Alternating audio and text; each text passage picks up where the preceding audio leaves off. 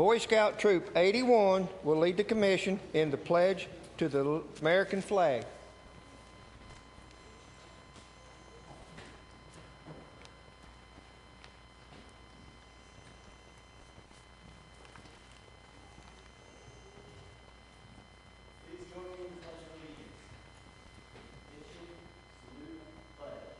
I pledge allegiance to the flag of the United States of America and to the republic for which it stands, one nation, under God, indivisible, with liberty and justice for all.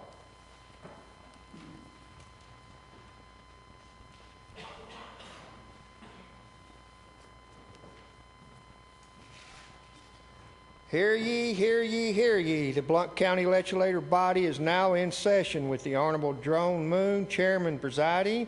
All persons having business with this Honorable Commission, draw near, give attention, and you shall be heard. God save the United States of America, the state of Tennessee, and this Honorable Commission. Thank you all. You may be seated.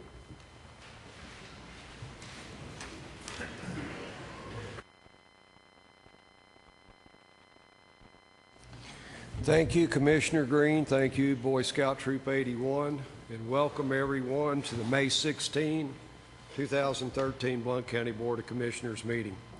If you would please give your attention to evacuation procedures. Before we get started, let me read the emergency evacuation procedures. In the event of an emergency evacuation, an alarm will sound. Everyone should exit the building by way of the nearest stairwell in a safe and effective manner. If the nearest stairwell is blocked by smoke, use the other stairwell. Do not use the elevator. Once you've reached the main floor, follow the exit signs to exit the building and quickly proceed away from the building. Please be mindful of others evacuating and of emergency vehicles. At this time, the commission will come to order. Please register your presence by voting yes.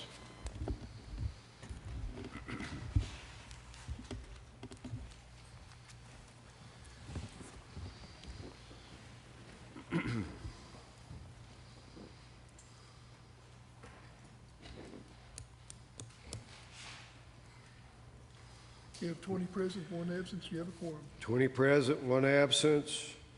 Mr. Lewis sends his regrets. He has a scheduling conflict. The chair will stand for motion to set the agenda. We have a motion by Mr. Burkhalter, seconded by Commissioner Lambert. Commissioner Kirby, you're recognized, sir. Thank you, Mr. Chairman. I'd like to request to remove, if it's okay with the commission, F6. It's to a future date. This resolution is in the lawyer's office under advisement, and so I need to pull it off the agenda tonight. Thank you, Mr. Chairman. We have a request to remove F6 from the agenda without objection. Hearing no objection, is deleted. Commissioner Kaler, you recognized? F16. No,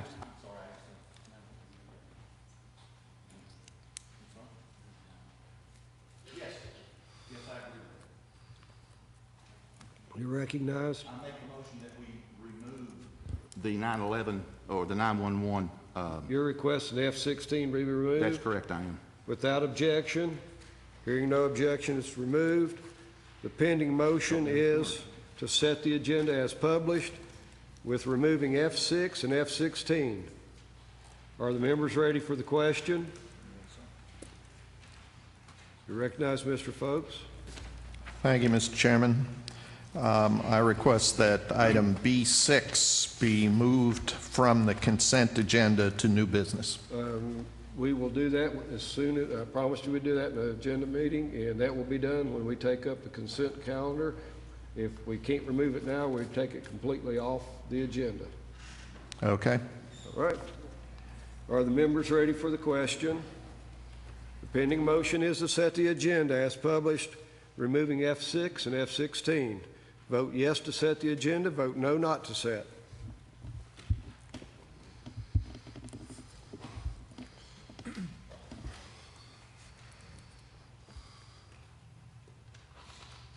We have 20 yeses. 20 yes, 0 no. The agenda is set. Agenda item B, consent calendar. The chair will stand for a motion to approve the consent calendar. Mr. Folks, you're recognized, sir. I'd like B6 moved from consent to new business. We have a request, which is by the local rules, request that will be granted. It will be moved from B6, and let's move it to D1, which will be the head of the business, the head of all the other new business. We keep all of our numbering straight that way in our agenda. I move approval of items B1 through 7 with exception of 6. Second. Run that by me again. Move approval of consent items B1 through 7 with exception of 6. And we have a motion by Commissioner Sample, second by Commissioner Hasty. Discussion. Are the members ready for the question? Vote yes to approve the consent calendar, leaving off B6. Vote no not to approve. Please vote.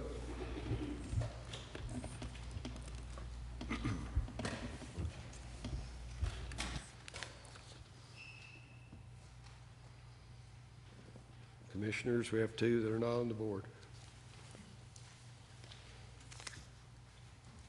We have 20 yeses. 20 yes, 0 no. The consent calendar is approved. At this time, I request Mayor Mitchell and Chairman Pro Tem Farmer, if they'll come forward for a presentation.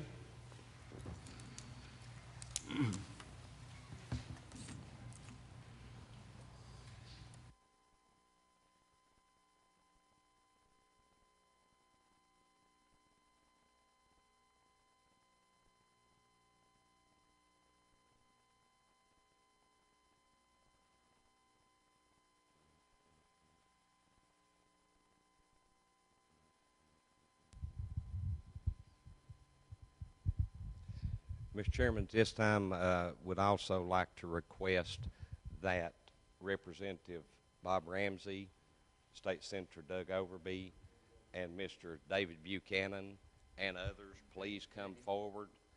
Peggy, please come up.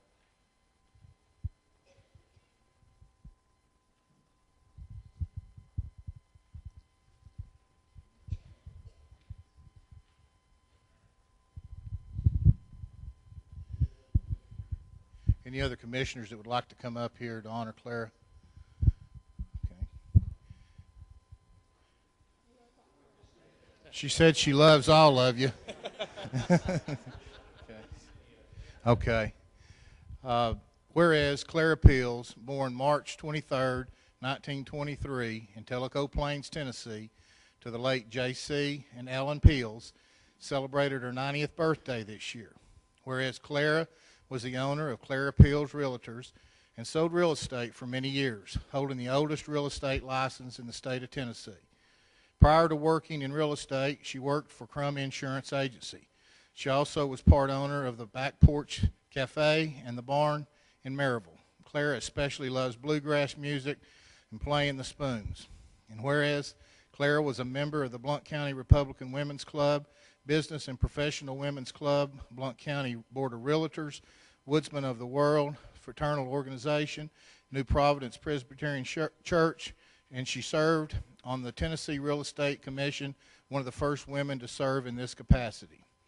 And whereas Clara served her community in a variety of ways and has been honored for her volunteer work, she has served in many civic and community activities, working with the Blount County Chamber of Commerce, the Old Sam Houston Schoolhouse, the Old Timers Association of Blount County, the Blount County Community Action Agency, and many others. The pavilion at the Welcome Center in Townsend is co-named after her. And whereas the entire Blount County community is a better place to live because of the leadership that Clara has shown in all of her professional and personal roles. Now therefore I, Ed Mitchell, Mayor of Blount County, and we, the Blount County Board of Commissioners, do hereby give honor and recognition to Clara Peels and invite all Blount County citizens to join us in congratulating Clara on her 90th birthday celebration and thanking Clara for her many years of service to our community. Thank you so much, Clara, for all that you've done for Blount County.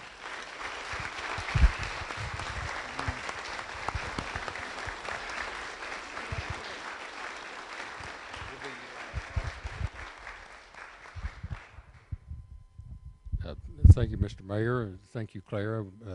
Senator Overby and I will agree on we get to do very few fun things in representing the state government, but this is one of the most fun things I've got to do this year. Clara, you're my good friend. She sold me my first house in 1976. Her character is impeccable. She's been an inspiration to all of us as citizens, women especially, and Claire, I got some recognition for you from the state of Tennessee. If you will just bear with me a moment, we will try to let you know how much we love you. Whereas it's fitting that the members of the General Assembly should pause to especially recognize those estimable public servants who have dedicated their professional careers and personal excellence to improving the quality of life of their fellow citizens, and whereas Clara Peels is one such estimable person who evinces the greatest integrity and probity in her chosen endeavors. Whereas throughout her life, Clara Peels has distinguished herself as a publicly spirited citizen of the highest order and an exceptional asset to her community.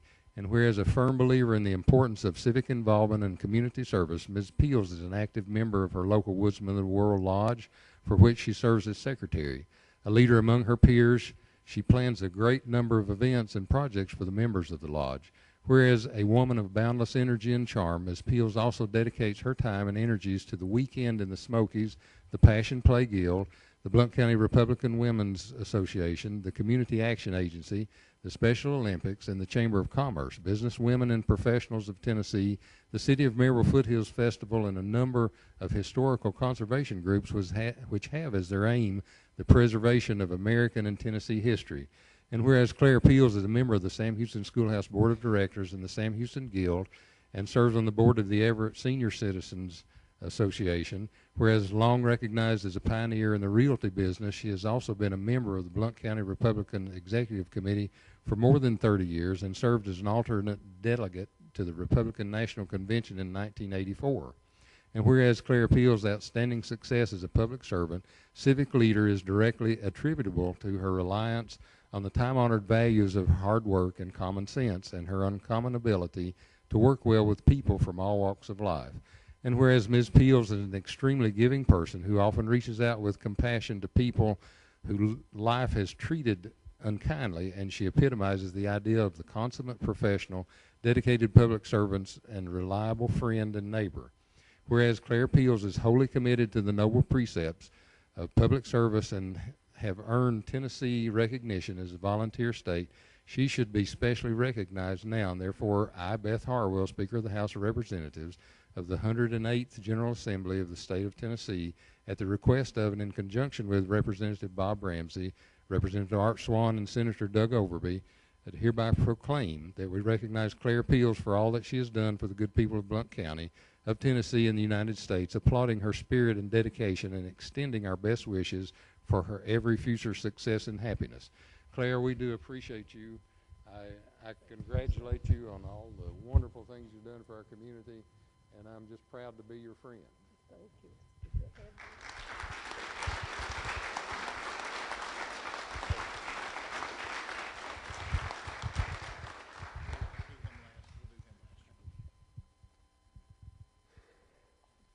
Mr. Chairman and Mr. Mayor, members of the County Commission, Clara, you're a friend to all, and it gives me great pride to be able to present to you on behalf of our great governor of the state of Tennessee, Bill Haslam, a certificate of appreciation. This is from the state of Tennessee, state capital, by Bill Haslam, governor. By virtue of the authority vested in me, I hereby confer upon Clara Peels this certificate of appreciation in recognition of outstanding service in the best interests and in the highest traditions of the state of Tennessee, given under my hand and the great seal of the state of Tennessee in Nashville, this 16th day of May, 2013, Bill Haslam, Governor.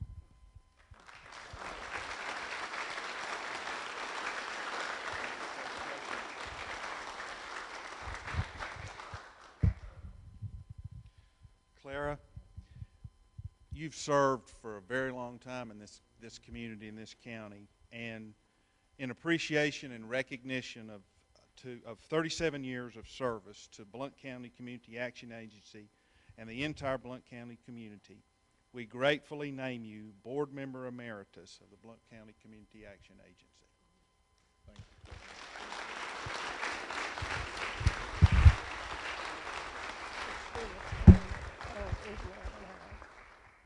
You want to say anything? What am I going to do with all these? Okay. Oh, I'm sorry. Listen, this is from the Blount County Republican Women. We may be last, but I want to tell you, we appreciate. Thank you. That's where we start, isn't it? That's right. This is an appreciation from the Blount County Republican Women for all your loyalty and your leadership. Thank you. Thank you, Claire. Thank you.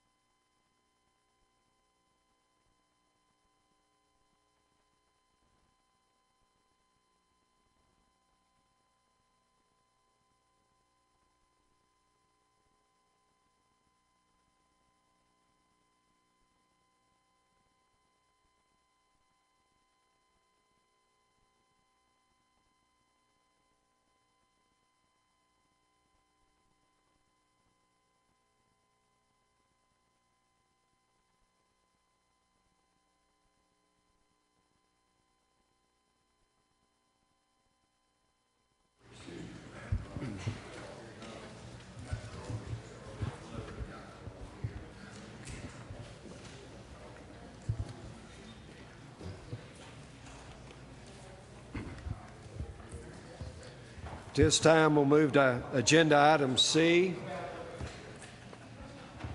Commission will be in order. Agenda item C, public input on items on the agenda.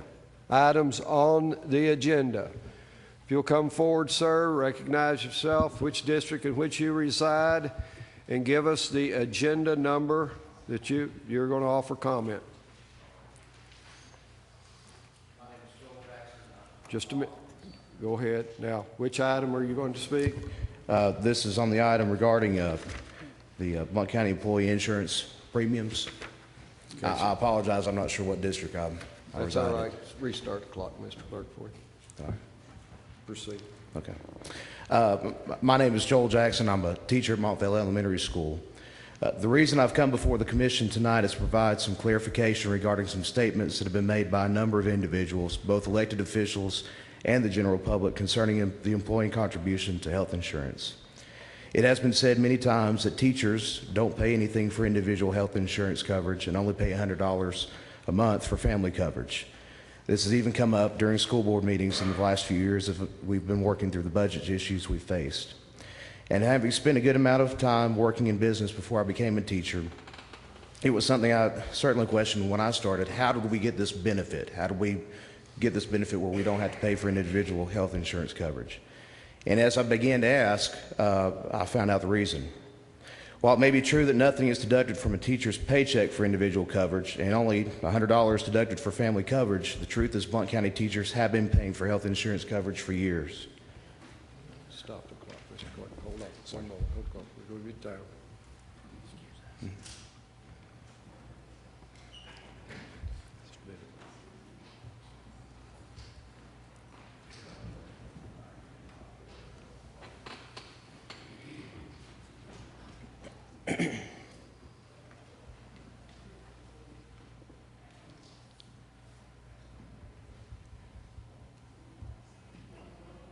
I'm sorry, sir. Go ahead. Oh, no problem. I understand.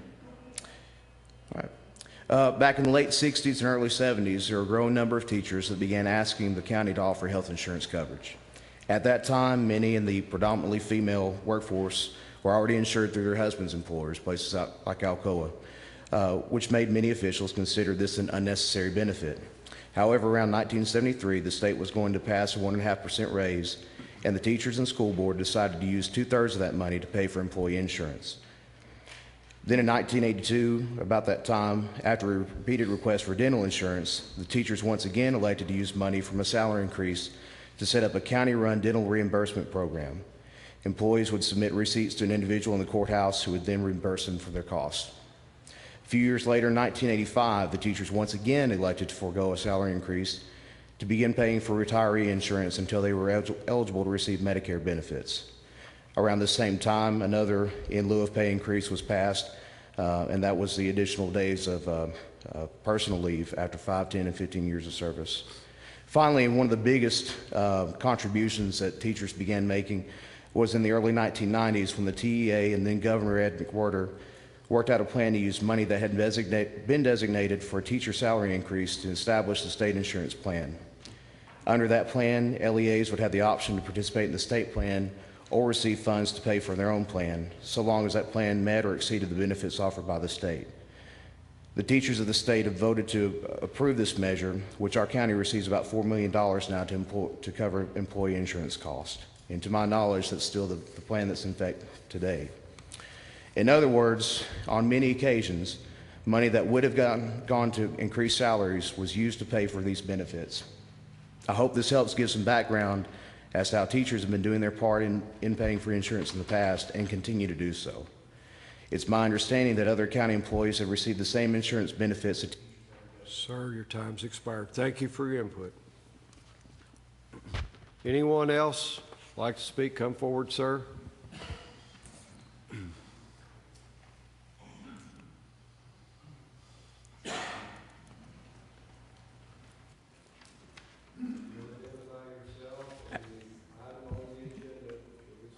Howdy, ladies and gentlemen. My name's Samuel Duck. I'm District 3, and this is what I was going to read today on F6. Okay. Well, I will depart, and I just wanted to say, wonderful backbone, wonderful courage, thought. Good day, gentlemen.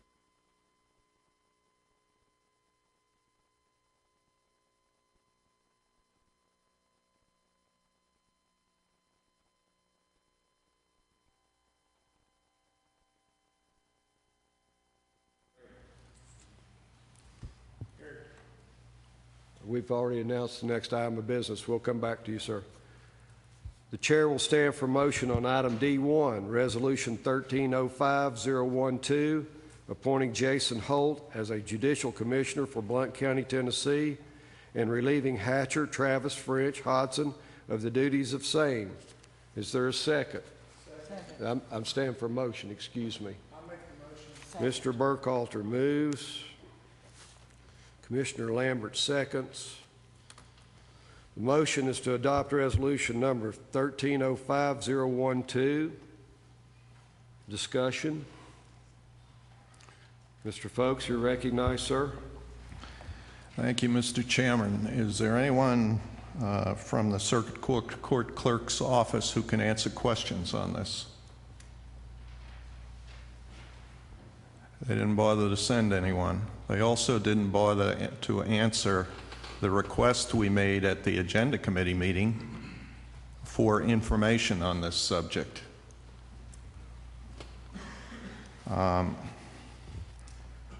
So I guess I'll have to proceed based on what I know. And it'll take a little while. We could have done it in a lot shorter time had Mr. Hatcher decided to respond to our request. At the agenda meeting, I requested a list be included in this meeting's package of all current judicial commissioners and the total compensation received by each from the county. That wasn't done. Looking at the records, the payroll records, it appears to me that we have 15 judicial commissioners. Now, last month at this meeting, Mr. Hatcher told this body that he had 7 judicial commissioners. And I urge you to refer to the videotape, which I checked again this morning. So on one hand, the payroll appears to show 15, and on the other hand, we were told 7 last month. We're also told that they're being paid $1 a year. That's what our resolution says. Judicial commissioner is $1 a year man. Well, I checked the payroll. As a matter of fact, none of them make as little as $1 a year. Some make a great deal more than that.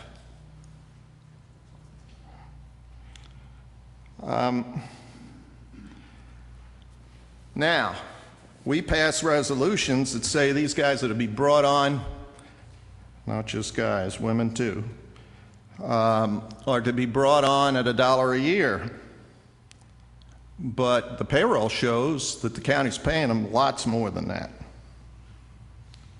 I don't understand what the pay formula is, and I don't think anybody on this commission does.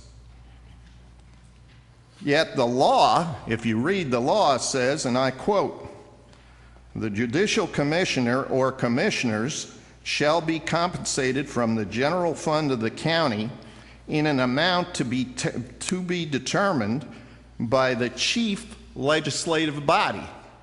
That's us. And yet we have a situation where the resolution says $1 a year and the payroll says a lot more.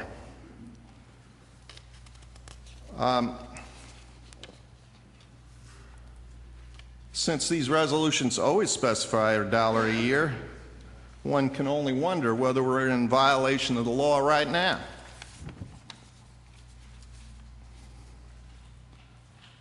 Eight of these commissioners were not on a list that was provided to me in response to a public records request in March of 2011.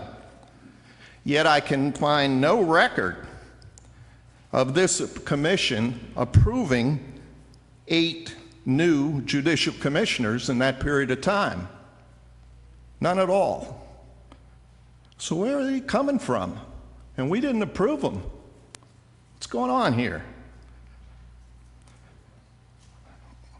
Another commissioner, Commissioner Merle, asked at the agenda meeting that we be given a resume of Mr. Holt's qualifications, the proposed person to fill this new judicial commissioner position. That request was not fulfilled either.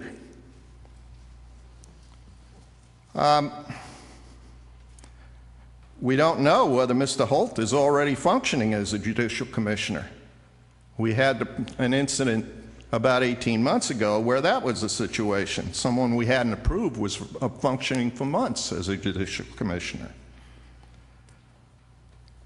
The law also requires a hearing on the judicial commissioner program by April 1st of each year. We've not had that hearing. We appear to be in violation of that law as well. Mr. Commissioner, I must interrupt you. If you remember, the General Assembly changed that statute and requires that no longer. Continue. Okay, I stand corrected. Last month, we approved converting a part-time position to a full-time position, and we were told that would eliminate overtime among the judicial commissioners. Now we're adding another position. Last month we were told that part-time, and that's what this new position is, part-time judicial commissioners were difficult to train because they couldn't find time from their regular jobs to get trained, and they were also difficult to make themselves, it was difficult for them to make themselves available when needed, which caused the overtime, which caused us to create a full-time position. Now we're being asked for another part-time position. There is so much confusion here and so many violations of the law that I move we table this matter until Mr. Hatcher can help us understand what's going on here. We have a motion to table. Is there a second? Motion's made. Commissioner Folks to table, second by Commissioner Merle. Discussion. Members ready for the question? Vote yes to table. Vote no to not table.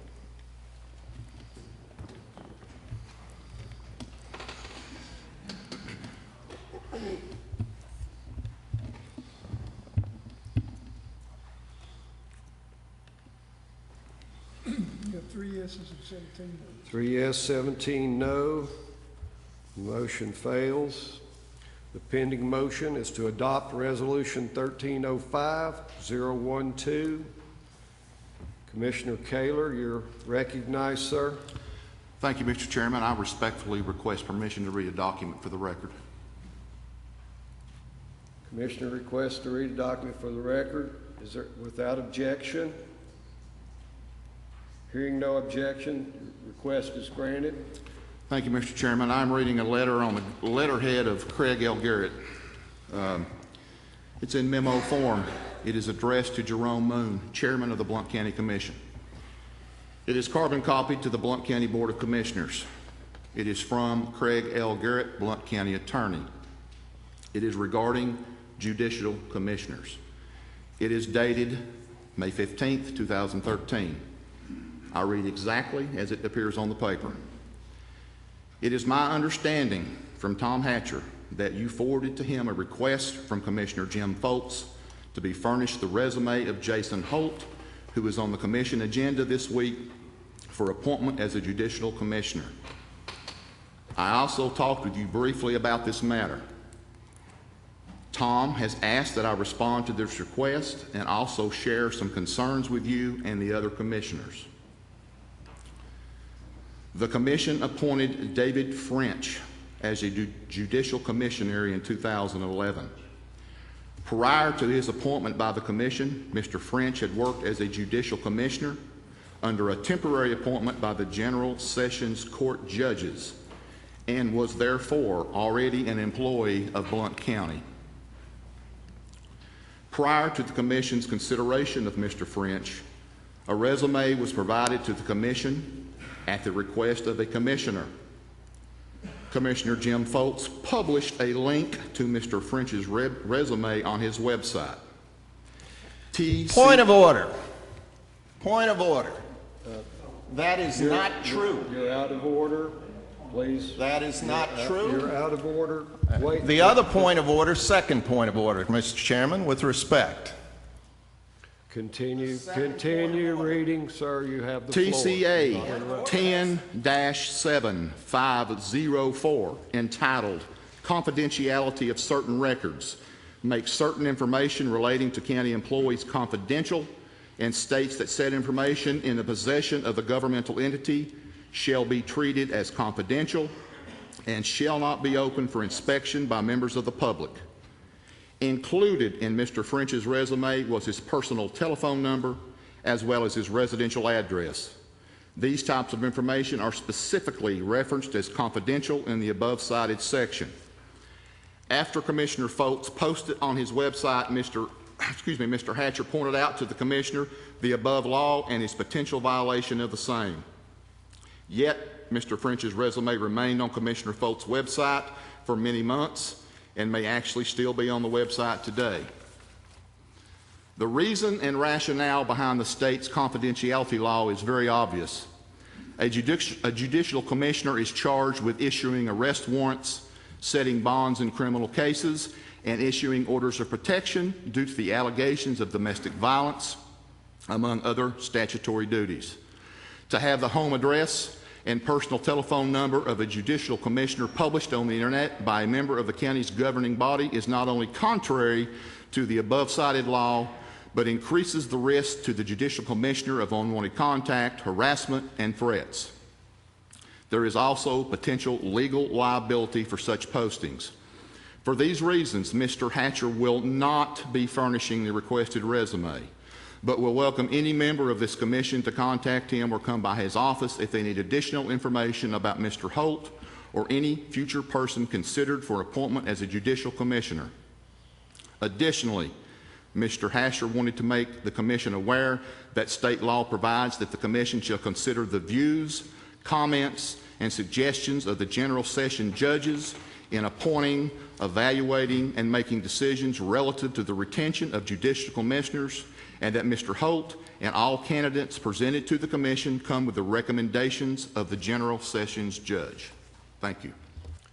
Commissioner Farmer, you're recognized. Thank you, Mr. Chairman. I need to amend this resolution.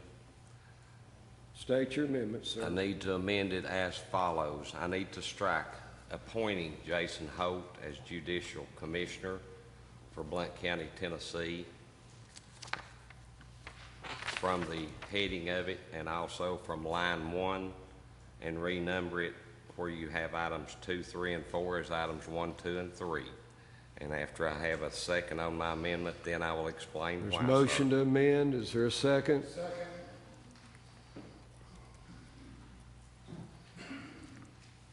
Continue, Mr. Commissioner Farmer. Thank you, Mr. Chairman.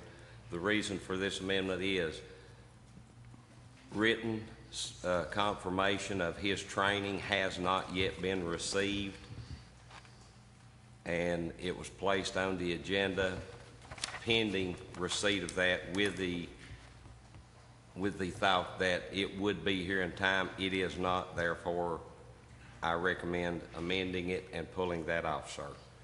Okay, we have a motion.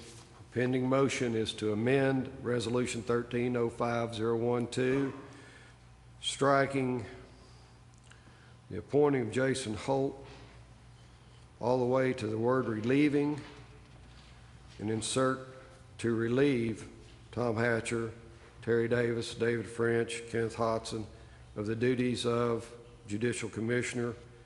Then I understand that you're also wanting to remove item 1, renumber 2, 3, and 4 as 1, 2, and 3. Is that correct? That is correct, yes, sir. All right, is there discussion on the amendment? On the amendment? I'm still waiting for my on the amendment. Are the members ready for the question on the amendment? Vote yes to amend the resolution. Vote no not to amend.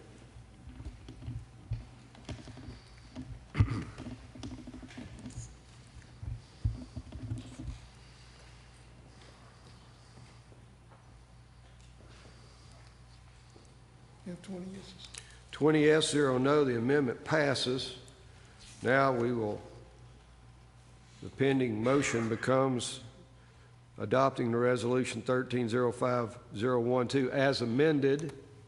Mr. Folks, you're recognized, sir. Thank you, Mr. Chairman. The commission rules forbid personal attacks. That's what was just launched here. Mr. Folks, you're out of order. That was a communication from the county attorney to the commission.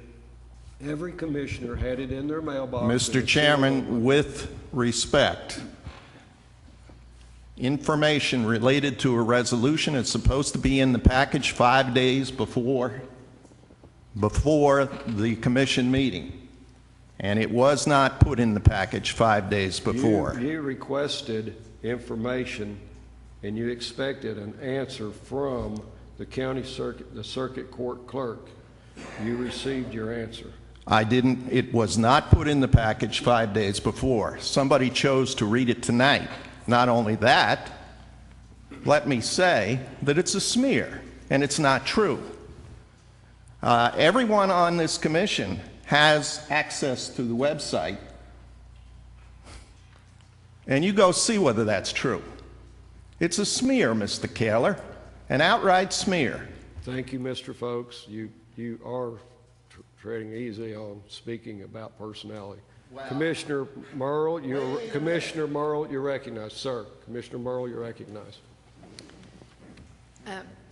Mr. Chairman, my question is, I'd like to get some answers from Mr. Hatcher or maybe Mr. Vineyard on one, how many judicial commissioners we actually do have? I'm a little bit confused. I know that there's 4 that are going to be relieved, but how many is that going to leave us with? And the second question is, what do we have budgeted for this position? Obviously, it's not $1 a year. Just a moment. And so I'm confused why the $1 is there. Thank you. Mr. Vineyard, can you answer either one of those questions, sir? Not with certainty. Thank you. Anything else, Commissioner Merle? I mean, he doesn't have his certificate yet, so can we find out that information before we vote this through? We're discussing. We're discussing.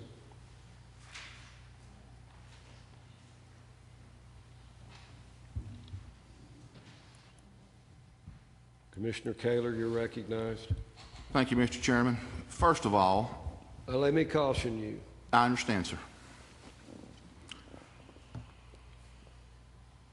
I read the letter because the letter was sent to me in my official capacity as a Blount County Commissioner, as it was all other commissioners sitting at this table tonight.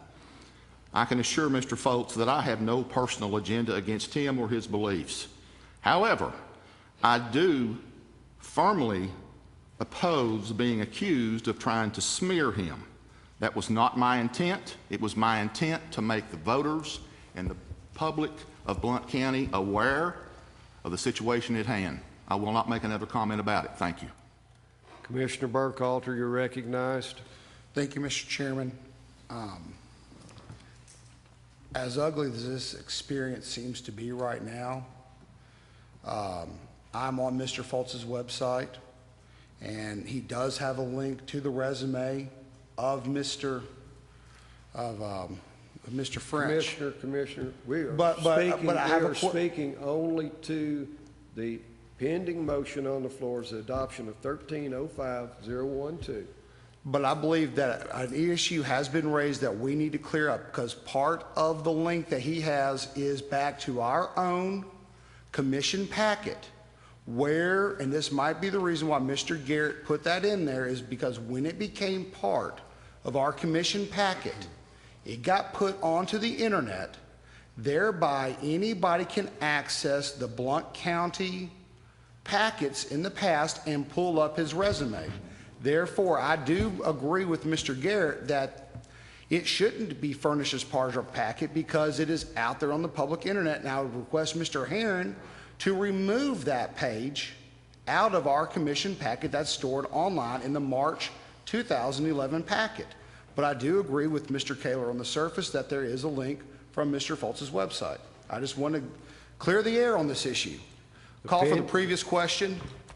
Previous question's been called. Is there a second? Second. There's a second. There's no discussion on call previous question. Vote yes to end discussion and go to the vote. Vote no to continue discussion. Please vote. Would you say that again, please? Vote yes to move the previous question, terminating all discussion on the matter. Vote no not to move previous question.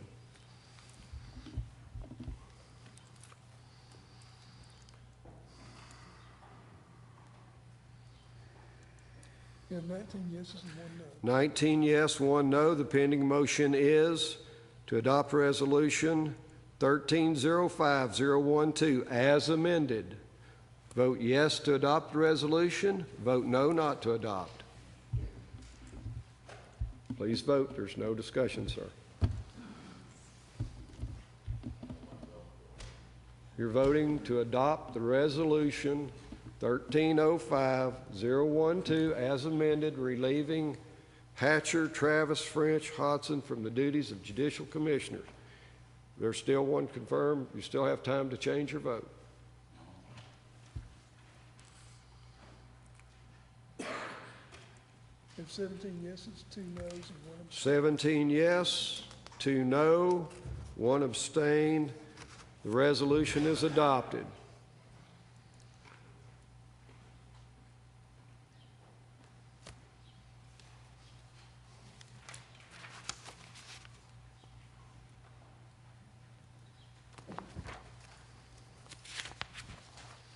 There's no business under item E.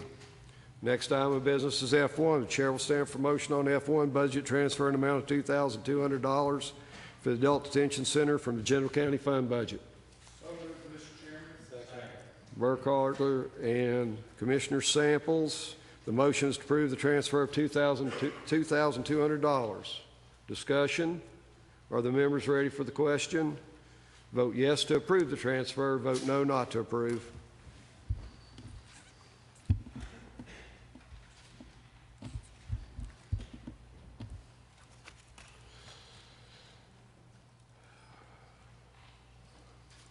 Have 20 yeses. 20 yes, 0 no. The transfer is approved. The chair will stand for a motion on F2A resolution. Let me state the one, and then we'll get this 1305-014. I heard Commissioner Samples speak up. What would you like to do? The motion is to adopt resolutions 1305-014, 015, and 016. Are the members ready for the question? Vote yes to adopt the resolutions. Vote no not to adopt.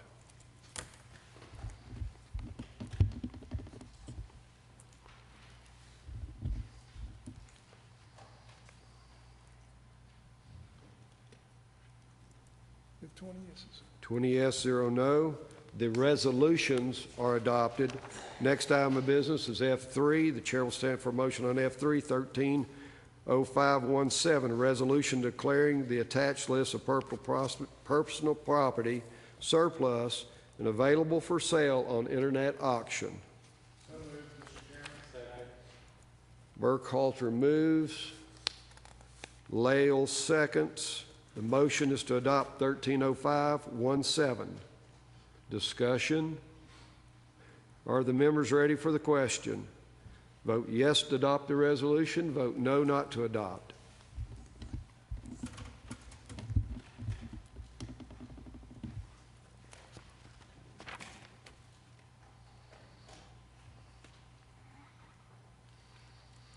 Have 20 yeses. 20 yes, 0 no. The resolution is adopted. The next item of business is F4A. Chair will stand for motion on F4A, grant applications for alcohol saturation patrols, roadside sobriety checkpoints.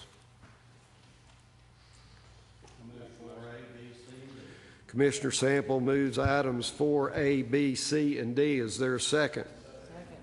Ms. Lambert seconds. The motion is to approve these grant applications as written. Are the members ready for the question? Vote yes to approve the applications of 4A, B, C, and D. Vote no not to approve.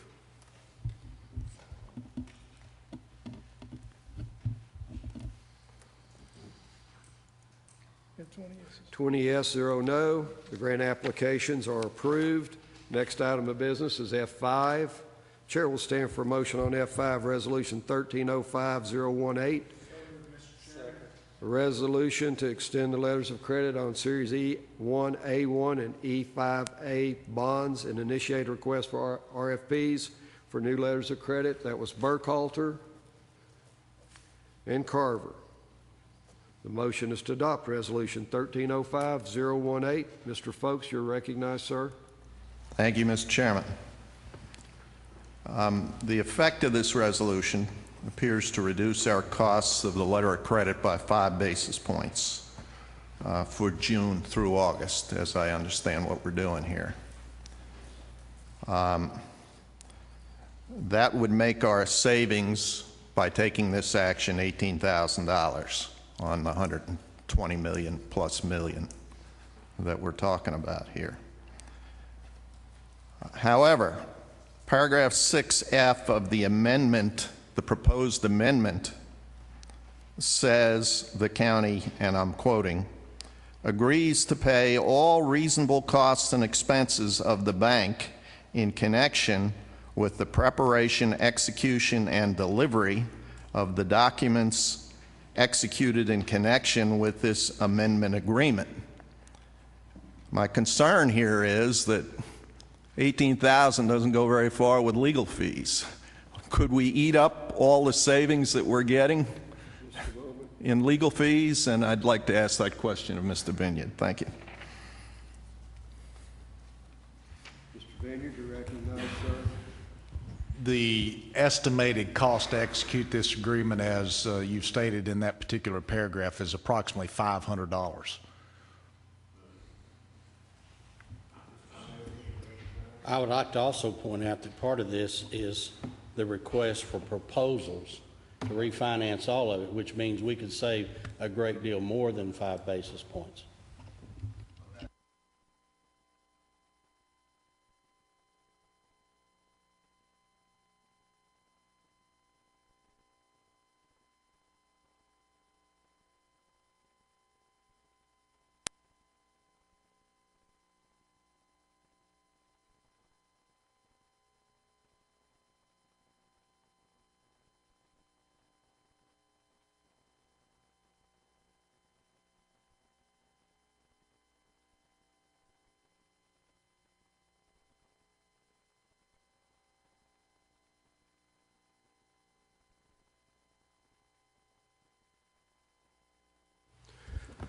Item 6 was deleted. Next item is F7A, Resolution 1305-003, to amend the zoning map of Blount County, Tennessee from S suburbanizing to C commercial for property located at 225 and 235 South Old Glory Road, being tax map 056, parcels 45 and 45.02. Is there a motion?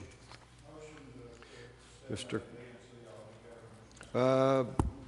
I think it'd be wise council to take each one of the rezonings separately. Mr. Kirby, I appreciate it. Is there a second? I will second to 7A. Commissioner Farmer. The motion is to adopt Resolution 1305-003 to amend the zoning map on the Old Glory Road property. Mr. Burkhalter, you're recognized. Mr. Chairman, is there anybody in the audience that can explain the difference between what the land can be used for by changing it from suburbanizing to commercial? Because I'm extremely concerned that we are changing property that's right located next to one of our elementary schools, if I'm not mistaken. And we will see if we can get an answer.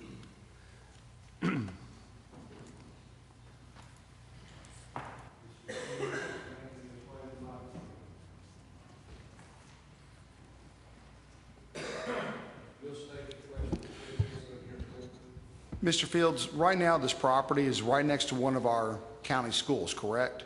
Correct. What land use difference what can the land be used for differently as commercial versus as a suburbanizing? Pretty much the same uses. The only difference being the uses that are regularly permitted uses in commercial zone are permitted as special exceptions with limitations in the suburbanizing zone, which limits footprint of how big they can be. So you could make the same uses, but you could do them bigger. So if we wanted to put a drug rehab facility on that commercial lot, it'd have to get a special use as a suburbanizing, but it could go straight in there as a commercial. Yeah, with site plan review. I believe I'd have to look for that specific one. I just don't feel like we should be able to put anything that wants to be zoned next to one of our schools. Thank you, Ms.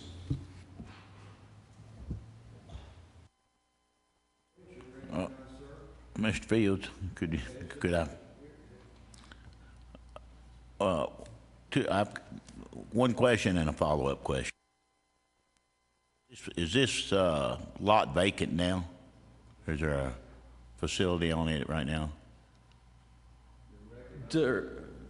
There is yes, it is vacant. There's one structure on it. It's actually 2 lots. The smaller lot has no structures. And my follow-up question, if I may, how is it being assessed right now? Commercial. Thank you.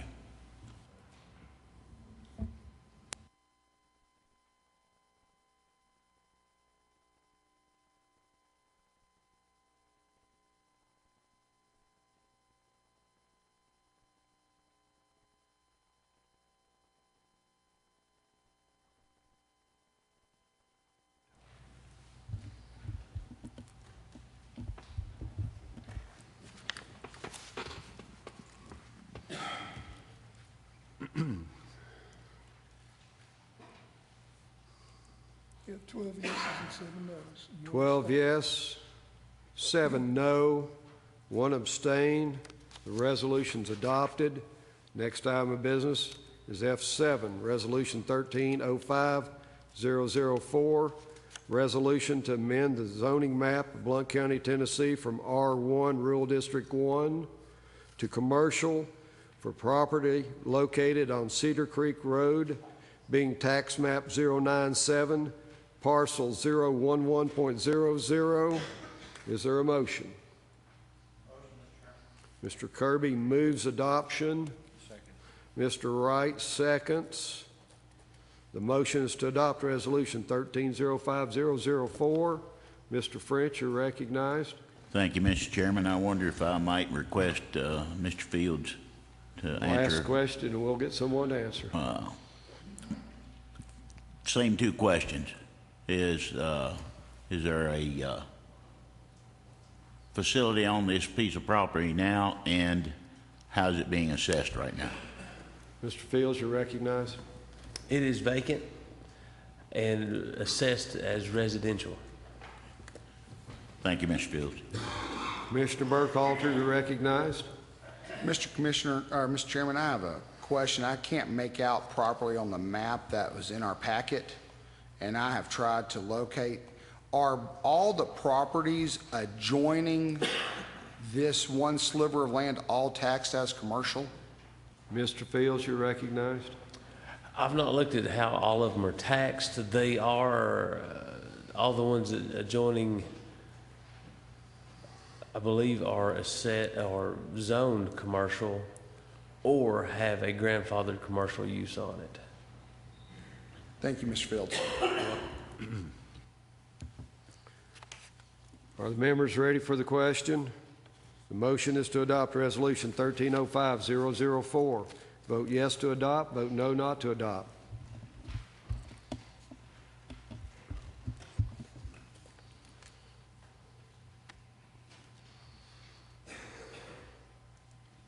There's 16 yeses, 4 noes. 16 yes, 4 no. The resolution is adopted. Next item is F7C. Chair will stand for a motion on Resolution 13-05-007 to amend the zoning map of Blount County, Tennessee from R1, Rural District 1, and R2, Rural District 2, to PRRD, Planned Rural Resort District for property owned by Blackberry Farm, LLC, and Singing Brook Conservancy, accessed off West Millers Cove Road, Joe Pye Lane, and Pawpaw Lane.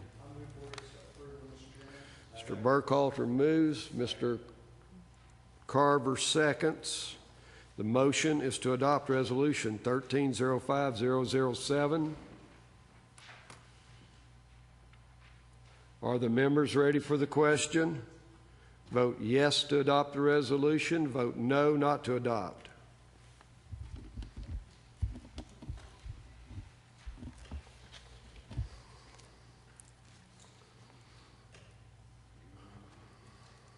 Have 20 yeses. 20 yes, 0 no. The resolution's adopted. Next item of business is F8. Resolution 13-05-006 to institute fees for items issued to jail inmates upon admission to the Blount County Jail pursuant to TCA 41-4-142. Mr. Lael moves. Mr. Kaler seconds. The motion is to adopt Resolution 13-05-006. Are the members ready for the question? Vote yes to adopt the resolution. Vote no not to adopt.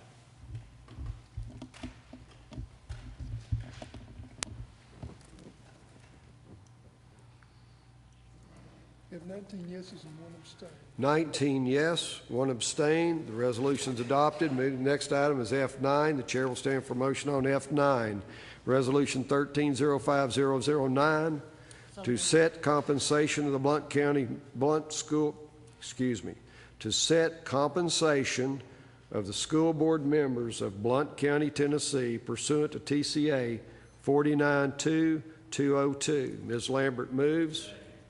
Mr. French seconds. The motion is to adopt Resolution 13-05-009. Are the members ready for the question? Vote yes to adopt, vote no not to adopt.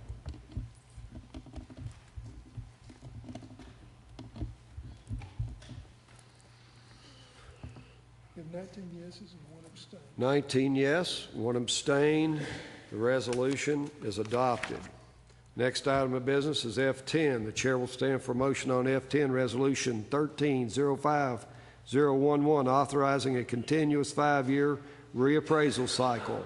Is there? Ms. Lambert moves. Mr. Carver seconds. The motion is to adopt Resolution 13-05-011.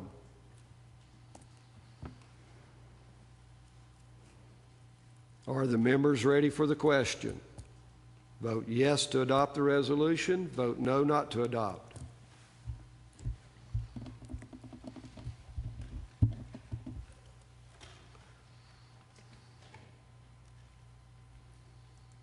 You have 19 yeses and 1 abstain. 19 yes, 1 abstain. The resolution is adopted. Next item of business is F11, a request to declare the Old Boys Girls Club property surplus property.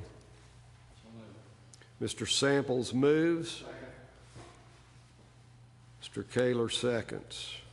The motion is to declare the Old Boys Girls Club property surplus property. Mr. Folks, you're recognized, sir. Thank you, Mr. Chairman. This matter is referring to the declaring the Boys Girls Club property as surplus, but there's no resolution in the packet on this matter.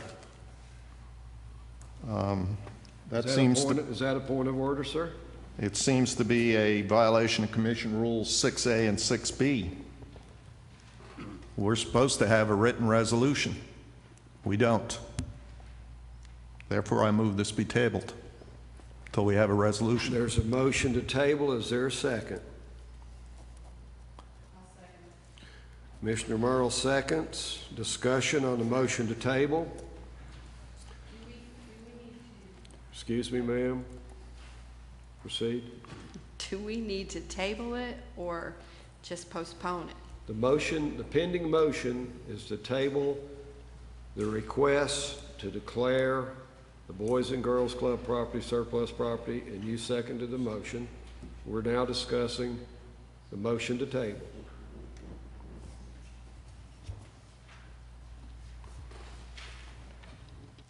Well, I think we should just postpone it till we get a resolution. Are you making a motion to postpone, which is of lower precedent? Mr. Folks' motion of tabling is a precedent, so that would be out of order. Postponement would be out of order. Table is a precedent motion.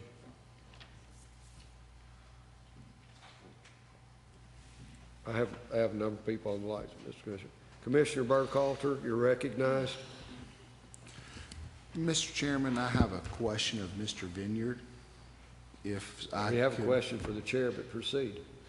My question for the chair is, we can't bring forth a resolution to identify the segment of the property that needs to be declared surplus until we get a survey. I was under the understanding that we needed to declare the property as surplus so we could get a survey ordered so we could bring it back to the commission in the form of a resolution with an attached survey, so that way we could declare it surplus. So this is kind of we're trying to figure out which comes first, the chicken or the egg. And so the question is, can Mr. Vineyard go ahead and order a survey so that way we can declare it surplus without us taking the action on this resolution tonight? Because I believe the survey would be under $5,000. Mr. Vineyard, you're recognized, sir. Since the piece of real estate that's being discussed and to be declared surplus, we can't define it short of a survey. So, can you do the survey without us taking the action tonight? No, I don't. Be in order. Be in order, please. Mr. Vineyard, you're recognized. I don't know what your rules are. Thank you, sir. Commissioner Samples, you're recognized. I was going to say what Mr. Burkhalter said, but also ask the question, if we need to table it, can we not just table it to a date certain? When a motion is tabled. I'm speaking to the motion to table. Excuse me, when a motion is made to table, it can be brought up 2 items of business from now, or it can be brought up next meeting. It just takes someone making the motion to take from the table, a second, a discussion, and 11 votes. Does that clarify? Although this body does approve request and a request for budget transfer, no resolution. We have items coming up on the agenda to approve changes in employee health. But at this point, I offer that only for clarification. I've got to be very careful. I'm not trying to bias this body to vote either way on this motion to table. And I'm coming dangerously close. So continue, Mr. Samples. I would request that the maker of the motion to table withdraw that motion, and the second withdraw her second, and we be allowed to amend the motion that it is the desire and intent of this body to declare that property as surplus property with the resolution to be forthcoming after the survey, which would give Mr. Vineyard the authority to get the survey done. Do you accept that, Commissioner Folks and Commissioner Merle? Let me turn on your mic, Mr. Folks. Thank you, Mr. Chairman. These are big dollar properties. I do not think that we ought to be handling these matters casually. The commission rules are pretty clear. We ought to be operating off a resolution, particularly on something like this. It's no big deal to create a resolution that says just what Mr. Samples said. But we ought to have the resolution and we ought to follow the rules. The resolution's supposed to be in the package, and we're supposed to have 5 days to look at it and consider it before the meeting. When we don't do that, we run the risk of, particularly where disposition of property is concerned, and there are lots of interested parties and lots of potential ways to make money off of this stuff, we ought to be following the rules to the letter. Thank you. Commissioner Merle, you're recognized for the second time. Mr. Chairman, there's a motion to table. We're speaking only to the motion to table. I'm recognizing her for motion to table. I beg your pardon. That's a previous question. Ms. Merle, you're recognized. My question is, do we have to have a resolution to declare something surplus? If we don't, then I withdraw my second. If we do, then we need to have a resolution in the package. And the chair is in error. The chair is in error. There is no discussion on motion to table. I apologize to Commissioner Farmer. Yes, sir. The pending motion, and to Commissioner Helton also. The motion is to table this item. Vote yes to table it. Vote no not to table.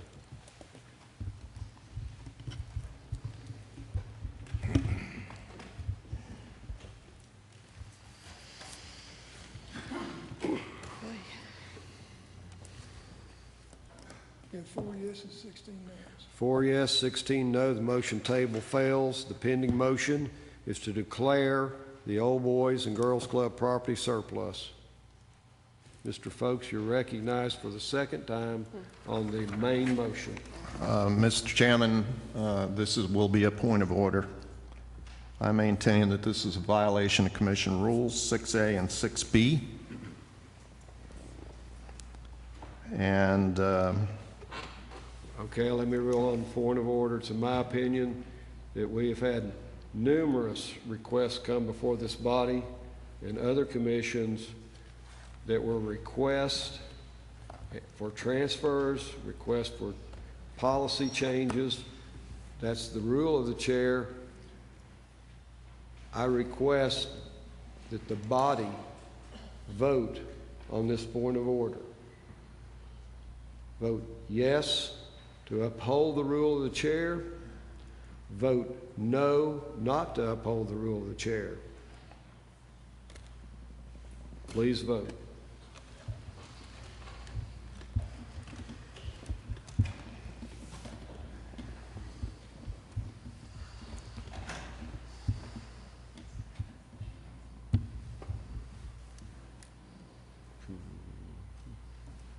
have 16 yeses, 3 noes, and 1 abstain. 16 yes, 3 noes, 1 abstain. The point of order is ruled.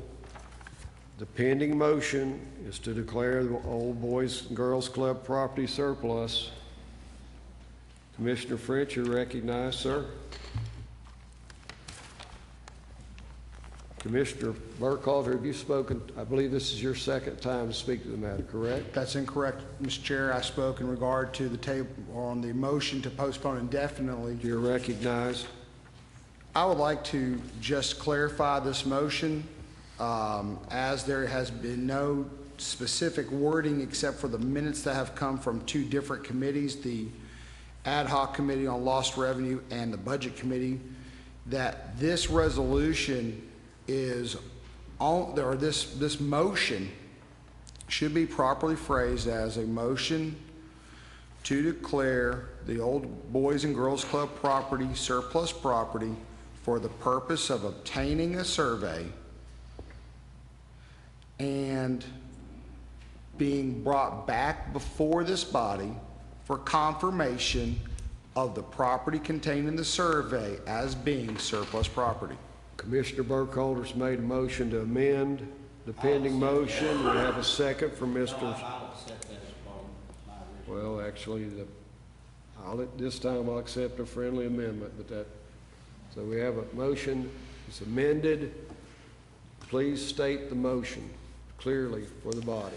The motion is to declare the Old Boys and Girls Club property as surplus property for the express purpose of obtaining a survey that will cost no more than $5,000, and to have the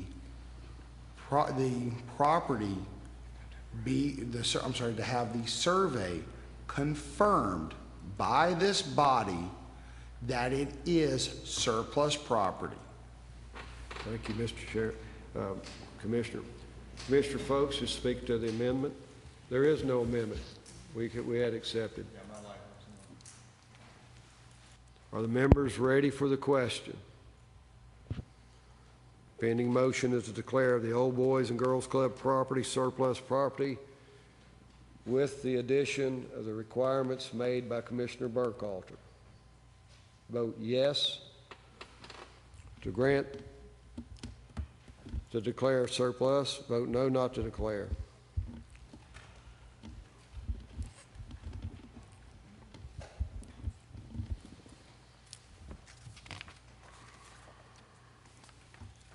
Yes, 1 no. 19 yes, 1 no.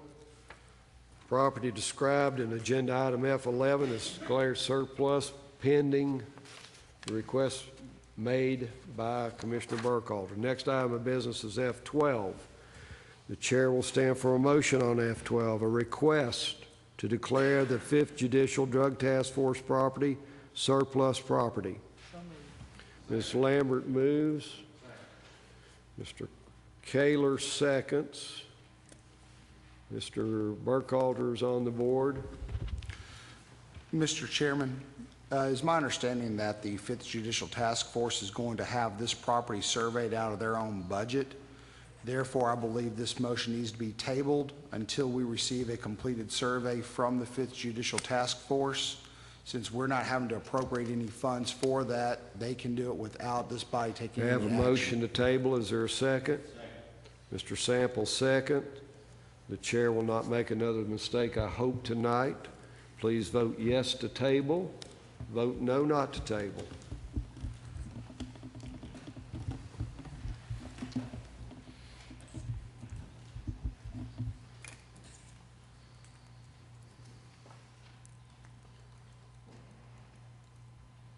I'm trying to make a decision. Take all the time.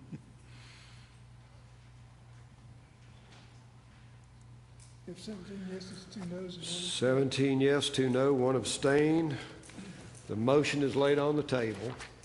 Next item of business is F13. The chair will stand for motion on F13 to set a public hearing 6:30, June 11, 2013, room 430, Blount County Courthouse, for a request for the rezoning from R1 Rural District 1 to RAC Rural Arterial Commercial for the property located at 4907 and 4911 U.S. Highway 411 South, identified on tax map 100, the parcels 27 and 28.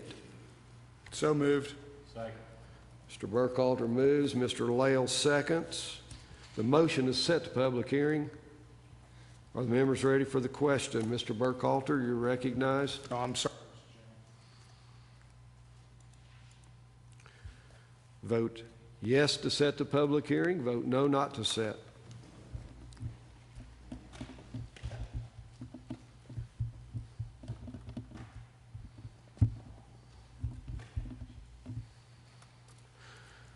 If 20 yeses. 20 yes, 0 no. The public hearing is set. Next item of business is agenda item F14. It's titled Blount County Health Plan Changes. I will stand for a motion. Mr. Farmer, let me recognize you, sir. Motion to approve, Mr. Chairman. Would you please state the motion? All I have is Blount County Employee Health Plan changes. Yes, sir, Mr. Chairman. This was forwarded from the HR HR and Insurance Committee. These are the recommendations to adopt for this county. If you desire a resolution to go No, along sir. with this, I'm I don't think on entertaining a policy you motion. If do. you'll state a motion. The motion is to approve. Motion to adopt the recommendations forwarded from the HR and Insurance Committee, sir. Is there a second? Second. Mr. Lael seconds. Mr. French, you're recognized. Mr. Chairman. Thank you, Mr. Chairman. I have several questions for the chair, and Yes, sir. I believe we have a gentleman in the audience that I requested would be here, could answer those. And these came to light from several employees. I served on the HR committee and also voted to send the recommendation forward, but I had several questions that I think Mr. Mann could answer if he would. Mr. Mann will come forward, please.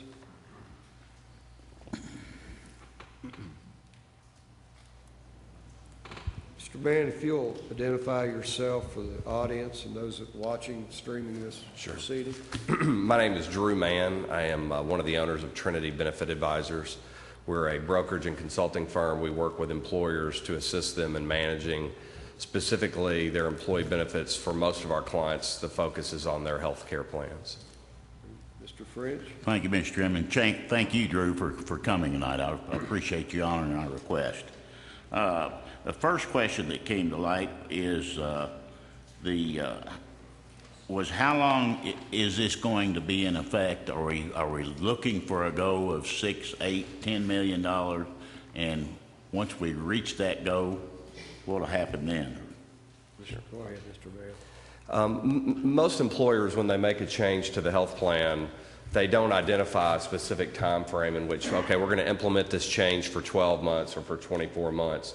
They make a change to the health plan as a result of increasing cost and or market competitiveness. And so what I mean by that is they review their health care plan and identify that we are either outside the norm or inside the norm, or we need to identify a cost-saving strategy so it becomes the new normal, meaning a deductible goes from X to Y. I don't have an employer, almost very rarely, that will end up going back the other direction because unfortunately we're all getting older and healthcare continues to cost more every year. Mr. French. Thank you, Mr. Chairman. The next question that came to mind was, and this is something I'm not sure you can answer. This is probably going to be for the committee, but the question was asked, when will the new insurance rates go into effect? Will it be July 1st or January 1st? Mr. Mann. And I would defer to some of the folks on the HR committee. I believe we have the chairman, Mr. Farmer. Would you like to address this? Yes, sir. January 1. January 1. January 1, yes, sir. Thank you. Mr. French. next question was, when this was presented initially, there was a tobacco surcharge included on the plan, and has it been removed from the plan based on what I've seen. It's been removed, and I'd just like to know what your opinion is on that. Mr. Mann, you're recognized. We have had many discussions, and for those of you that are not familiar with the work that the HR committee has done, what they have done I've been working with Blount County now approximately 5 years.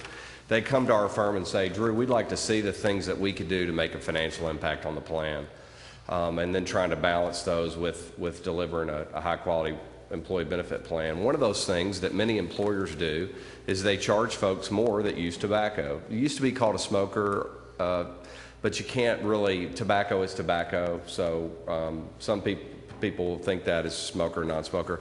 Approximately 80% of the employers out there do have a differential for tobacco and non-tobacco rates, and I can, real simply is, it's no surprise to many of you that folks that use tobacco many times have higher health care costs. They may have more absenteeism. They may have those things.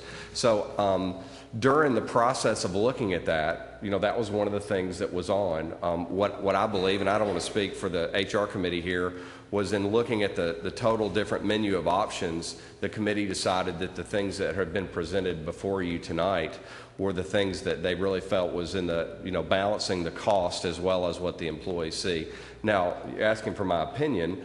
I want people to take responsibility for their health. I mean, we're all in this together when it comes to our health. And so the reality is if we make better lifestyle choices, and one of those would be smoking, but eating, and I can go on, that's a good thing. So, Mr. French? Was there any thought, and I know we didn't discuss this in the HR committee, but instead of going to these parameters that we've set up in the resolution and the recommendation, was there any thought giving to just going to the deductibles and just letting that go for 1 year? Can you explain what the ramifications would be just doing the deductibles? Just the deductible? Right. Sure. And let me give the committee a little bit of background. Currently today, the deposits that are made into the health fund versus the expenditures of the health fund, we're running approximately $1,100,000 in the red this year. So if you said that the health plan had to stand on its own year to year, this year we've had a difficult claims year. Now that's always a result for all of our clients of 3 or 4 or 5 large claimants. That's every employer. That doesn't make you guys any different. The unfortunate part of the process is when you just raise the deductible from $250 to $500, you just really haven't moved the needle as much as we needed to move to avoid that $1.1 million in the red. And I'll give you an example.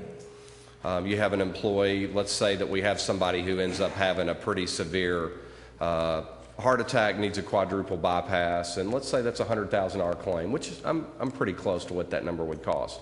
Okay, so we just took a $100,000 claim, and by raising that employee's $250, what that cost the county, instead of $100,000, it only costs the county $99,750. We haven't really moved the needle.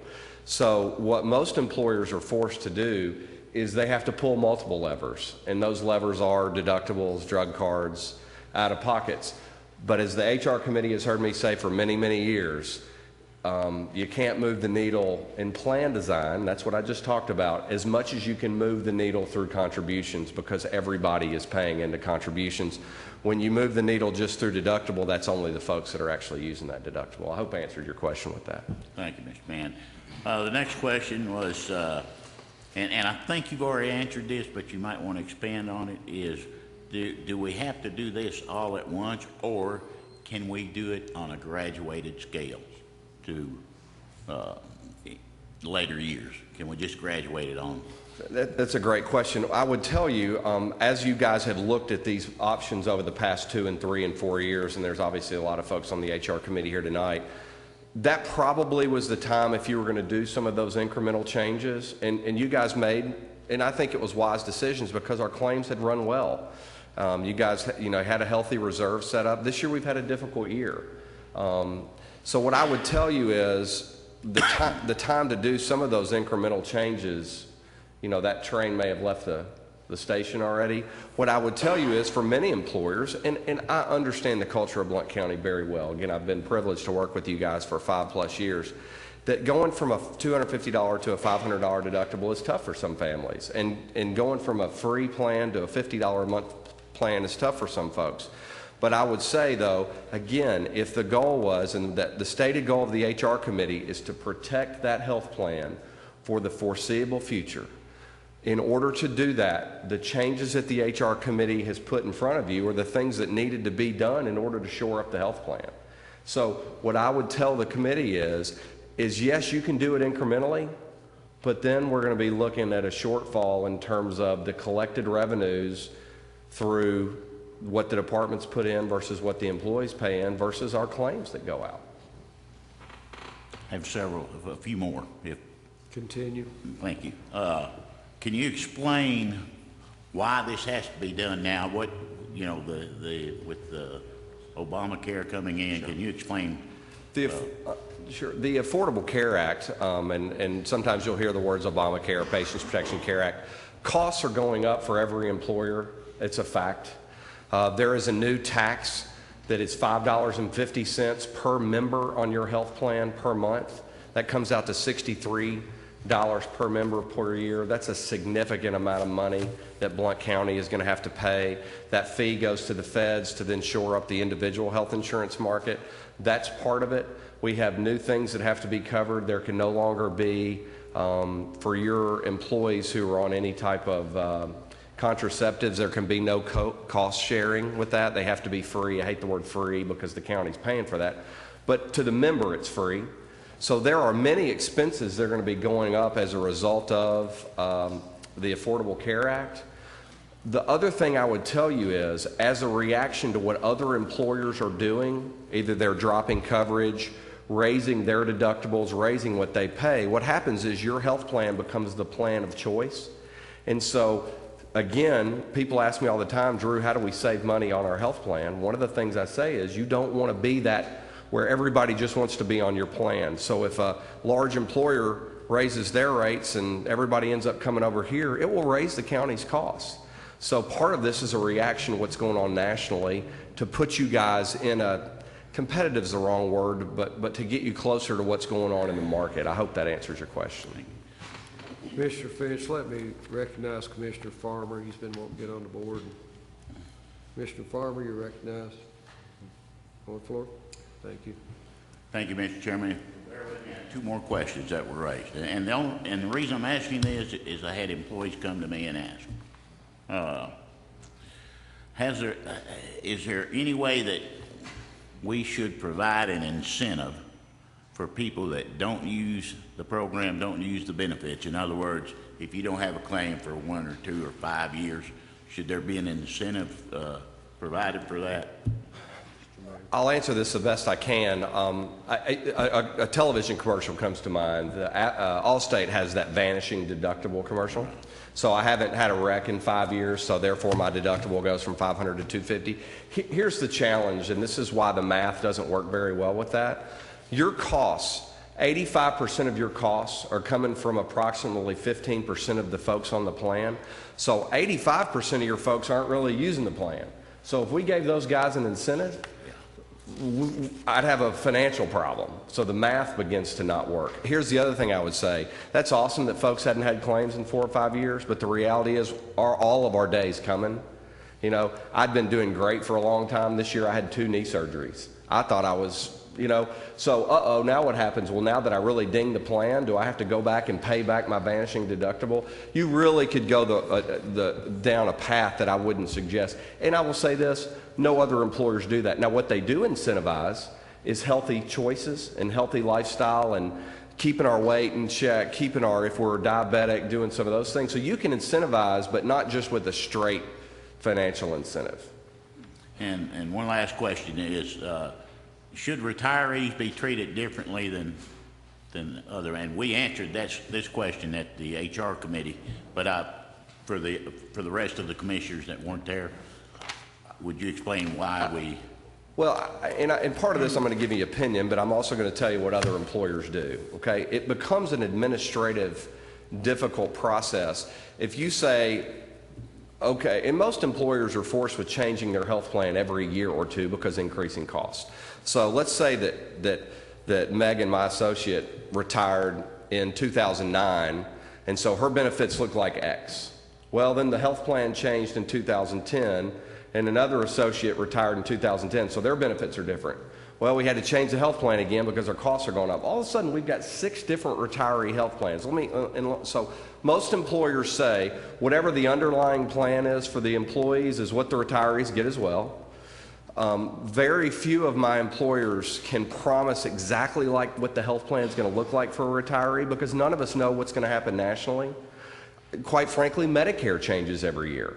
So Medicare's premiums go up every year. Medicare's benefits change every year. So it's very difficult for an employer to guarantee exactly what a retiree's benefit is going to look like 10 or 15 years down the road. So what I would tell you is I understand that a promise has been made to folks, but you guys can feel good that y'all have a great retiree health plan. There's just no doubt about it. But it would be difficult to guarantee what that looked like 5 years down the road. I hope that answers your question. Yes, sir. Thank you, Mr. Mann. I appreciate that. Thank you, Mr. Commissioner Merle, you're recognized. I just have one quick question for you, and thank you for being here. We have many employees that the household employed, there's county employees, both the spouse and both spouses. And I'm looking at the family plan. Are there any kind of surcharges or anything for a dual? Is it just $175? Yeah, so there's a couple of different ways, may I address Yes. There's a couple of different ways mechanically that you can do that. So if what most employers do, if the husband and wife both work at the same employer, then one employee takes the family coverage and the other employee becomes just the spouse on that family coverage. So at that point, that's $175 in premium for that family. It's not going to be the employee plus child or children rate, which, by the way, we end up at the same place, but for the $50. And that math was sort of done on purpose. So also from an administrative ease, we just put them all under one bucket. And so that really, I hope I'm answering your question, but normally if my wife and I both worked here, let's say I just carried her and the kids and she just theoretically waives coverage, but really she's just rolling up under my plan. Gotcha. Okay, thank you. Yeah. Commissioner Folks, you're recognized, sir. Thank you, Mr. Chairman. This is a $17 million plan, and we don't even have a resolution. I don't know about the rest of you, but that sure makes me uneasy. So let me ask some questions, because I want to be absolutely clear on what we're approving here. The new plan will have a deductible of $500 and $1,000. Is that correct? May I address the question? It's really the way you look at it, it's $500 for every member on your plan.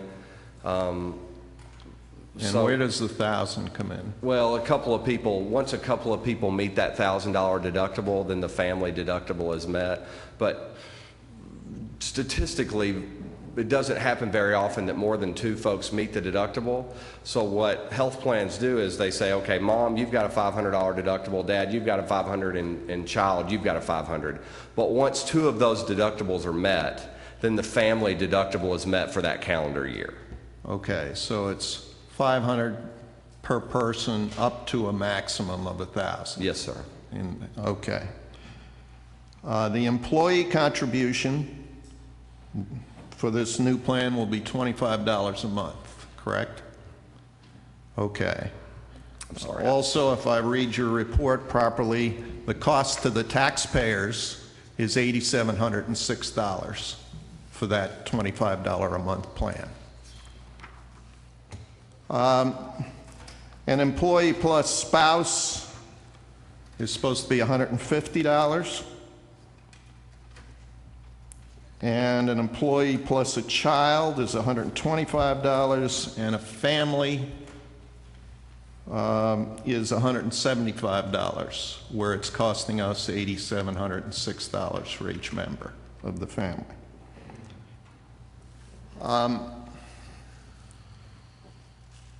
The office copays, I'm reading your report. Yes, sir. What is the office copay on our plan? May I address? The county does not have an office visit copay, so when someone goes to the doctor for a non-wellness related item, so let's say I'm just not feeling well and I go to East Tennessee Medical, and not the clinic, but I go to my primary care physician, I actually pay my deductible. So the average charge is about $80 for a primary care visit. So I don't have a copay when I go. I actually go and see the physician. Humana reprocesses that claim and says, that was an $80 visit. You haven't met any of your deductibles, so you owe that full $80. Up until? The $500. $500. Yes, sir. My impression is that a lot of people have both. A lot of plans have both. They have a copay plus this deductible, do they not? They do. Many plans do. All right, co-insurance. Are we going to have 90% co-insurance as we've had in the past? Yes, sir. Sorry, yes, sir, I'm nodding. That would be for, let me address that specifically, for providers, for services rendered inside of Blount County. So if one of your employees goes to a Summit medical facility in Knox County, then that claim is actually paid at 80%, not at 90%. Yeah, most plans I see from your report, in fact, every other municipality around here has an 80% copay. We have a 90% copay. Okay. Now, a per spouse monthly surcharge of $50 if the employee's spouse works full-time equivalent hours and has other coverage available. Okay, I understand that one.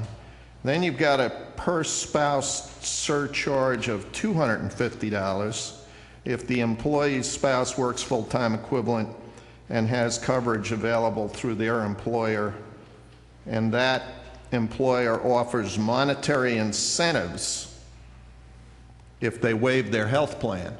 How in the world do you verify that? How do we verify that? That's a great question. And one of the things that our employers that use these types of arrangements do is the employee actually fills out an affidavit and says, my spouse works at XYZ Corporation and this is what our offering is. We also happen to know, because it is a small community, what most employers are doing. And many times we'll actually have that manager of the employee, who that employee's direct report to, is also signs off on that. And so the point is, all we're trying to get the other employee, because this is happening, let me explain to the committee. As employers deal with this unbelievable expense that is health care, if I can pay an employee a couple $100s a month to get them to not sign up for my plan, I might make the decision to do that. And so all the county is saying is, as a defensive play, boy, we want the other employers to do their part just like you guys are doing your part for your employees. And so that is to say, look, if you're incentivized to not sign up for your insurance, we're going to try to balance that incentive that you're getting with a surcharge, because we want that spouse who's working full-time equivalent hours to sign up for insurance where they work. Does that make sense? Yeah, if we audit it. If that's not audited, it's pretty toothless. Is it not? I would disagree. I would say that we're going to do the absolute very best job we can. And I know what employers offer. It's public. Can someone be dishonest and lie? Absolutely. But people can lie on taxes and they can lie on a million things. So sure, is that a possibility? I'm not going to sit here and say it's perfect, but I feel good about it. Okay. Okay, thank you, Mr. Chairman. That's all my questions. Mr. French, you're recognized for the Thank you, second Mr. time. Chairman. No, I have no more questions, but in light of the information that Mr. Mann has furnished tonight, and also in light of a recommendation from the HR and Insurance Committee, the vote was 7-1 for a tobacco surcharge. I'd like to amend that we add a $20 tobacco surcharge to the plan that's presented to us tonight. Commissioner French makes a motion to amend the motion to approve the health plan changes that are listed by adding a tobacco surcharge. Is there a second? Second. Mr. Folks seconds. Discussion on the amendment to add a tobacco surcharge, only on the amendment. Mr. Helton, you're recognized. Thank you, Mr. Chairman. Does that include all tobacco products? Mr. French, you're recognized. And yes. Okay. Commissioner Farmer, you're recognized on the amendment. Yes, sir, I'm real curious. Mr. French was interested in this. I wish he'd have brought it up during HR and insurance. It was brought up. It was not included. Therefore, I won't agree to it now because every other amount was set to reach in essence, the $2 million we were looking for. And to second guess it now, then, I just don't agree with that. Commissioner Lael, you're recognized, sir, on Yes, the sir. amendment. On the amendment. May I ask a question Ask to the question, chair sir. and Sure, to whoever? ask question. What would be the process in which this would be affirmed one way or the other? And who's going to pay for the testing? And while we're at it, are we going to look at alcohol and drugs? And The amendment is only for an tobacco surcharge, sir. Go ahead. Continue. okay. Mr. Mann, would you like to address that, sir? Can you help us? If the chair wouldn't mind, maybe Mr. Lael repeating the question, I just want to address exactly what you asked. Yes, sir. What is the process and how much would it cost to affirm or test for each of those? And in the process, would that not be more expensive than what would be gained from at least the surcharge part? And secondly, if we have opened the floor to one aspect, then I think you alluded to it earlier, are we then going to start looking at alcohol, drugs, etc.? Is there a limit to where we're going with this? And again, the main question is, how much is it going to cost us to do the testing, and who's going to be in charge of that? Mr. Mann. I'll address that question as what most employers do, and you brought up some good points, is what point do we begin to police personal behavior? What I will tell you is there's a couple of different ways that employers do this. Most of our employers ask in that same affidavit style question that's then signed off by that manager. And many of your employees work in an environment where their managers know, do they either use tobacco or not tobacco. So most employers do not actually use a physical test. But I will tell you, I have a large trucking client who you can imagine over-the-road truckers use a lot of tobacco products. 6 months after we went through that, HR sent out a note and said, okay, gang, all of you that said that you didn't use tobacco, we're going to do the nasal swab. And at that point, most folks that said they didn't, that really were, said, yeah, you caught me. Because they didn't want to pay back that 6 months of credit that they had. So to address your question specifically from a cost standpoint, most employers don't actually do the test in terms of a nasal swab or a blood test. Blood tests be highly expensive. It's really an honor system. And I get that people can lie and cheat on that. There's no doubt. So what we do is we have the manager sign off on that, because most of us work in an environment where your manager knows, do you smoke, not smoke, dip, chew, whatever it is. So from a cost standpoint, I don't see that being a punitive. It really is just philosophically, do you go down that road of policing personal behavior? Thank you. Commissioner Farmer, you're recognized, sir. This will be my last statement on the amendment. This is something that Mr. Mann has forwarded for the last 3, 4, 5 years. Each year he's brought it up. I will say that we did run a survey 3 years ago, and I'm sure Mr. Mann will attest that the numbers that we got back, we certainly do not feel that we received a true survey back. We had, I think, somewhere in the area of only 10% who used tobacco. Therefore, we're either going to force our people to lie or we're going to have to test them. That was one of the things that was brought up by many of the department heads who serve on that committee. And, you know, whether or not it's used in others, if it's going to cause some of your people to lie, I think part of the committee members just felt that the pain was not worth the gain.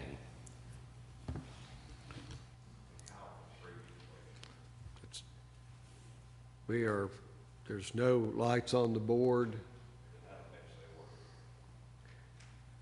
The pending motion is to adopt the health plan changes by adding a tobacco surcharge. Vote yes to the amendment. Vote yes to amend, adding the surcharge. Vote no, not to amend. Please vote.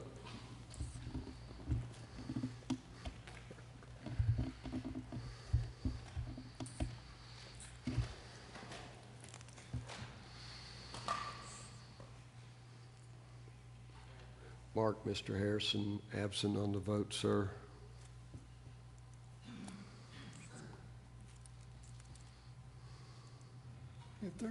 Three yeses, 14 noes. 3 yes, 14 no, and 2 abstain. The motion to amend fails. The pending motion is to approve the health plan changes that are listed.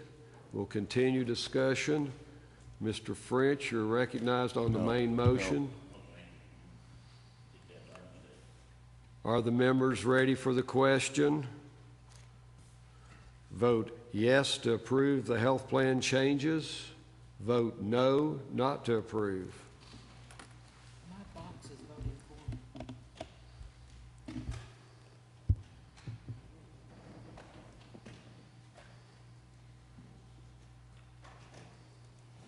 You have 19 yeses. 19 yes, 0 no. The health plan changes are approved. Next item of business is F15. The chair will stand for a motion on F15. Blount County Employee Dental Plan Changes. Motion by Commissioner Farmer to approve, seconded by Mr. Hasty. Discussion.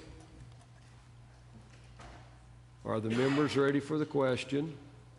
Vote yes to approve the dental plan changes. Vote no, not to approve.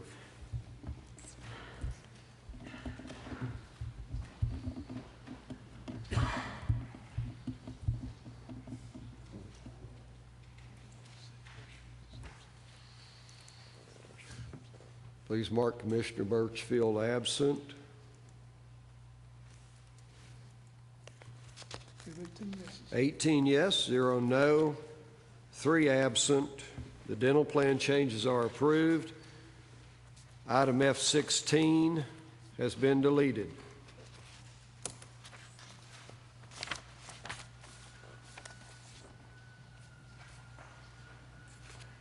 Item G, agenda item G, announcements and statements. Item H, public input on items, excuse me, Commissioner French, Commissioner Folks, excuse me. You're recognized, sir. Thank you, Mr. Chairman. I think it's useful, since we had a long letter read earlier in the meeting, to understand exactly what went on there and how this information was used in a smear. I write... Excuse me, Mr. Continue your statement. Please watch your personalities. I didn't mention anybody. I write a monthly report every month on what goes on at this commission meeting so that my constituents know what happens here. I believe I'm the only commissioner that does. In that monthly report page, on that monthly report page on my website, to make it easy for my constituents to see all the backup material, which is a 300-page packet of information for a typical meeting, I provide a link to the county computer where that 300-page package of information resides. That's what they're talking about here. My link, which appears every month, to the county website. And what's on the county website is public information. So I did not out anybody. So it was an outright smear, and I'll use the word again, Mr. Chairman. Commissioner Burkhalter, you're recognized. Mr. Chairman, the link to which Mr. Foltz is referring is www.bluntTN.net/JRF/pages %20 from %20 CC110317. That page is not maintained by the Blount County government. That page is actually registered to Mr. Jim Foltz. Thank you. Thank you, Mr. Chairman.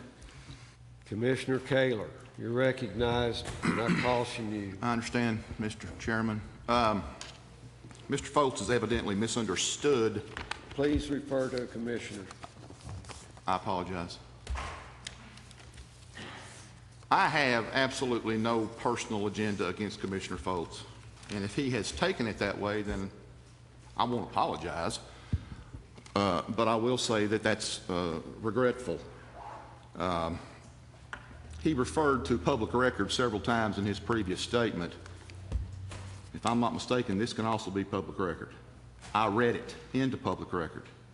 I did not write the sentences. I did not make the paragraphs. I simply read it as anybody in this arena could have done so. Coming dangerously close to having an argument which I refuse to be a party to. I made my mind up a long time ago when I was elected to represent District 3 that I would not let things become personal. And I refuse to do that now. Thank you, Mr. Chairman. Commissioner Farmer, you're recognized. I hope you have an announcement or a statement. Thank you, Mr. Chairman. It is a statement. In view of the Budget Committee meeting the other day, I think there is some confusion right now as to what is proposed or what is coming along next month when we are to vote on the budget. I guess my query is, do we actually need to have a special call work session of this body prior to the agenda meeting for June? The chair will entertain a motion. There's no pending motion before the body. I move we have a special call meeting on Monday night, June 3rd. Let me turn your microphone on. Excuse me. Commissioner Burkhalter, you're recognized. Thank you, Mr. Chairman. I move that we have a special called meeting of the Blount County Commission. State the date and the time and the place, sir. I'm trying to get my calendar up right now, Mr. Chairman. I believe Monday night, June 3rd at 5:30 p.m. in room 430 of the Blount County Courthouse to discuss the budget and for the mayor and Mr. Vineyard to be present to answer questions. There'll be a work session. We have a motion for a call meeting of the Blount County Commission on Monday, June 3rd, 5:30 p.m. Is there a second? Second. Mr. Merle seconds. Discussion on the motion. The member's ready for the question. The motion is to call a special meeting of the Blount County Board of Commissioners for Monday, June 3rd, 5:30 p.m. for the purpose of a budget work session on the proposed budget. Are the members ready for the question? Vote yes to call the meeting. Vote no not to call the meeting.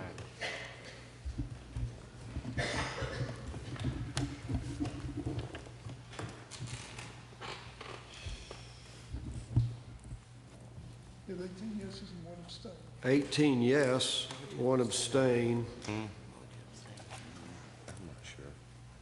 Meeting is called for June 3rd, 5:30 p.m.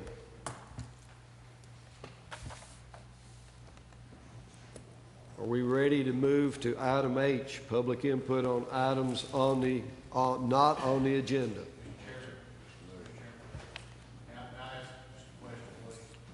Please. Yes, sir, Mr. Mayor, go ahead. I just need some clarification on item F12. Did you all table that? Because actually what we had been looking at was 11 and 12. We were going to try to put them together when we were asking for a bid on the surveying to get a better price on the bid, but if not, we'll need to pull that out if that's not going to be part of what we have surveyed. Can you explain that to me? Thank you, Mr. Mayor. F12 is laid on the table. At any time, a member can ask to remove from the table. If the body sees fit, they can deal with that at this time. If they don't, it remains on the table. Commissioner Burkhalter, you're recognized. Thank you, Mr. Chairman. Mr. Mayor, Mr. Vineyard, I laid it on the table because I was under the impression that it did not need a motion to get a survey done because it was being funded out of the 5th Judicial Drug Task Force's previously approved budget. If it has to be before this body to get approval for the survey, then I'll move to take it off the table right now so we can get that survey done. It's a motion to take from the table. Is there a second? Well, it's a point of question right now. And there's no reason to take it off the table yet.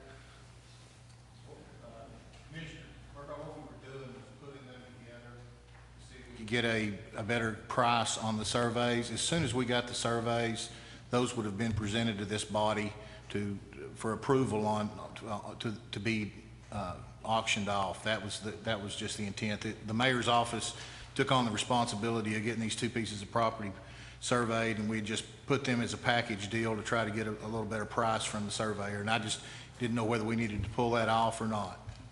So you're saying it's coming out of your budget and not out of the 5th Judicial? Coming out of the Drug Task Force budget, but the other one is coming out of my budget. Steve, can you provide? What's your pleasure, Mr. Commissioner Burkhalter? That's not in order. I defer to Mr. Samples. Mr. Samples, you're recognized. I tend to agree with Commissioner Burkhalter. I don't see that there's any action needed here. There's no money being appropriated. You can go ahead and package them ever how you want to and pay for it, out of the Drug Task Force. Gentlemen, ladies and gentlemen, colleagues, let's move forward, if we can, to items not on the agenda, input on items not on the agenda. If you'll come forward, ma'am, and identify yourself.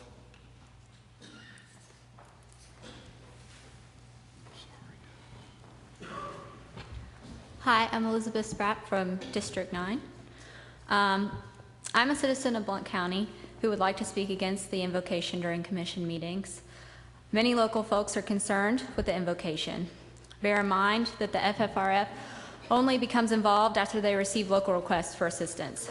Those of us who believe the prayer is not appropriate are everywhere. We work with you, we went to school with you, and some of us are here tonight. We believe that any prayer should not be led or endorsed by our local government because we are a beautifully diverse community. The snapshot of our country and even our county shows increasing religious and cultural diversity, which is something to embrace and support, not ignore. Among Americans, over 20% are not Christian, and among my generation, 1 in 4 Americans are non-religious. But I want to protect the religious freedom of Christians also. Have you thought about how the separation of church and state protects your religious preferences too? It means the Commission can't have a Muslim prayer or any other type, which ensures that no group is shown preference or exclusion. Finally, I wish to point out that I thoroughly respect anyone's right to pray wherever, whenever. No one wants to take that right. I only want to ensure that there is no favoritism on the part of the government and that the full diversity of Blount County's population is recognized. It is your responsibility to ensure this equality. Thank you. I think it's the gentleman next, if you'll come forward, sir, and identify yourself.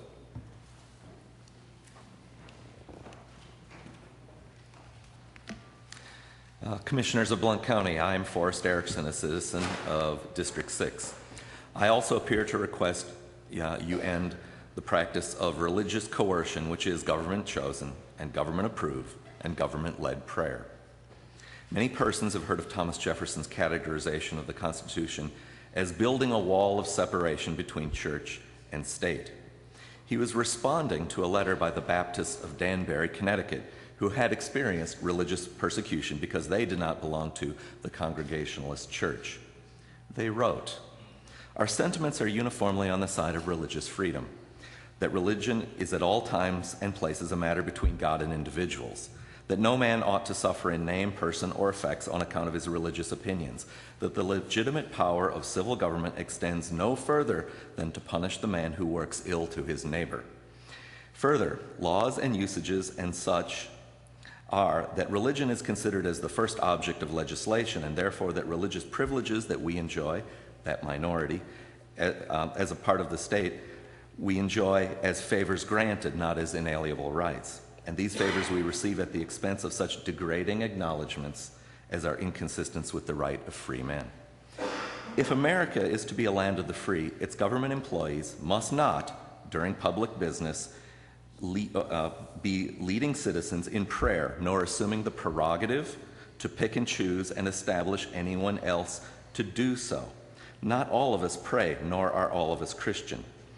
You have a right to pray on your own time, but when you accept a job, you accept the bargain of appropriate limitations that come with it. Pray in private as the Bible instructs you to.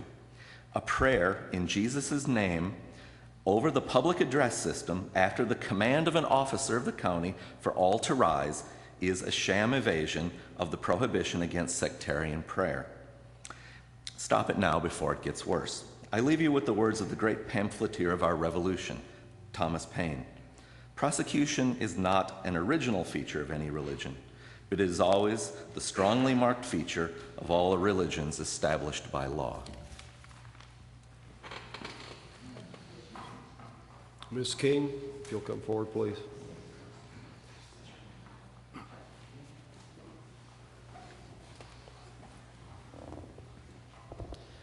I'm Linda King, and I'm proud to say I live in a Christian nation.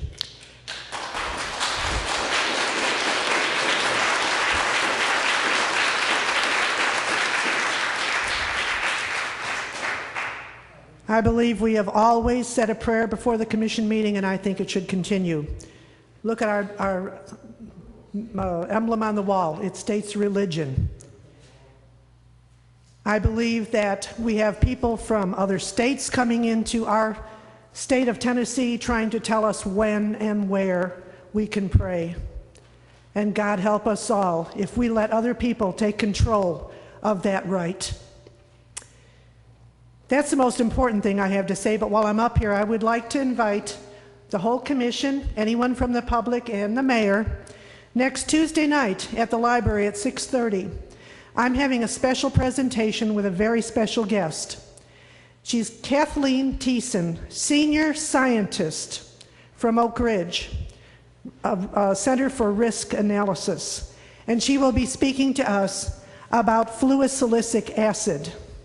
I'm sure a lot of you call it fluoride. It's not what we put in our water.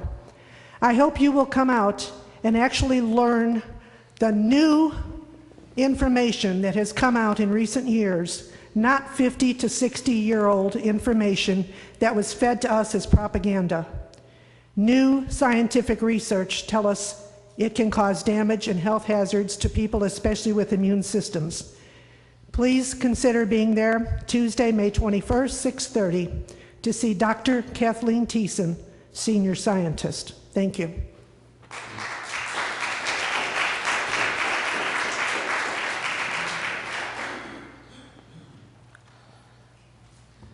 My name is Douglas Benton from Alcoa. I was going to read something about the wheel tax, but Since you all clapped after the Christian thing here, I thought I'd read a letter that I wrote.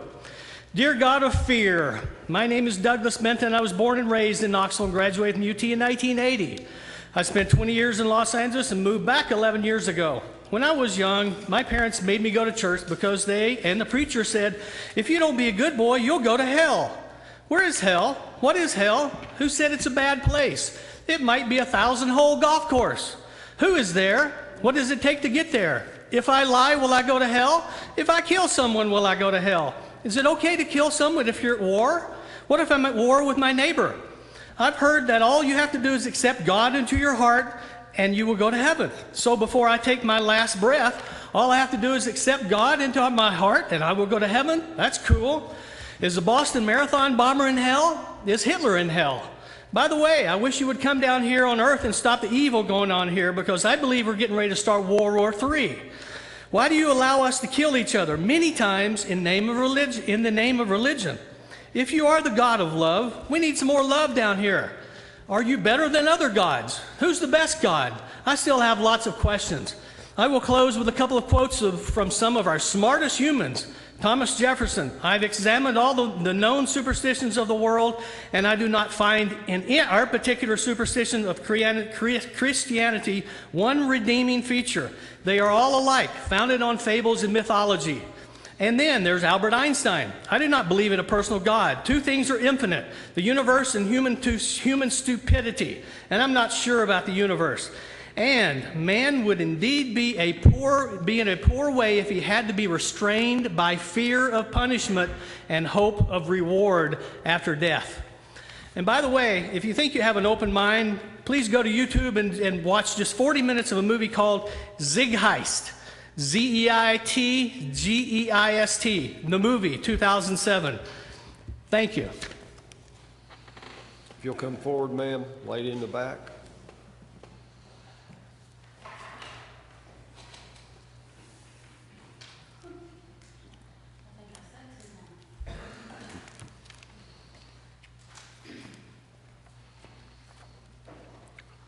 First of all, I want to thank all of you for your service. Ma'am, I think it's amazing what you're doing. If you'll identify yourself and your district. I'm Jenna Brown, and I am Gary Farmer. That's who I voted for.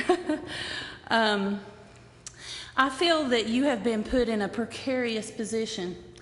It is not a choice between religion, Christian or Muslim.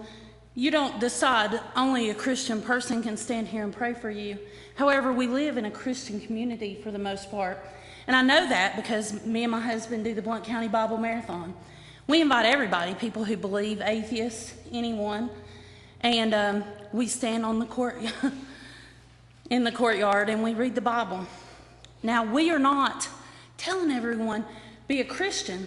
But what we are doing is we are celebrating the freedom that we have as Americans.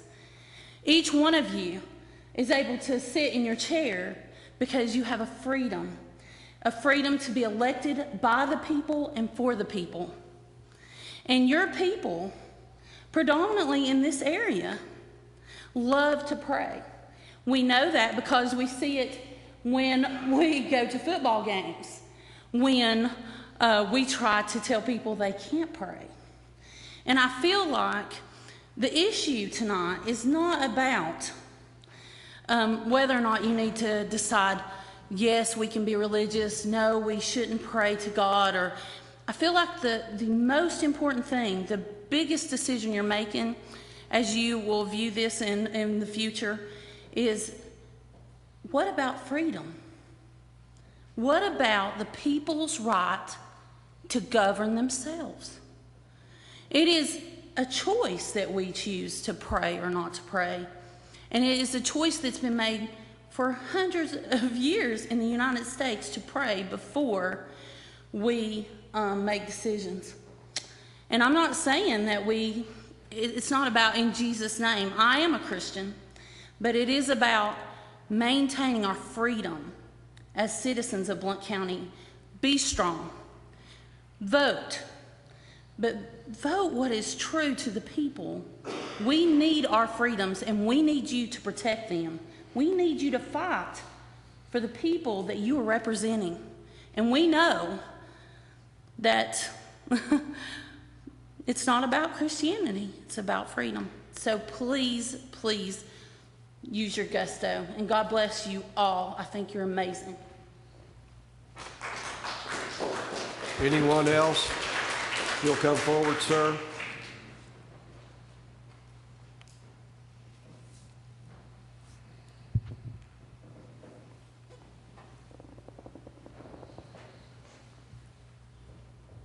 My name is James Rossi. I actually emailed you all on Sunday night because I was very upset that it came to this point and that we're actually considering it.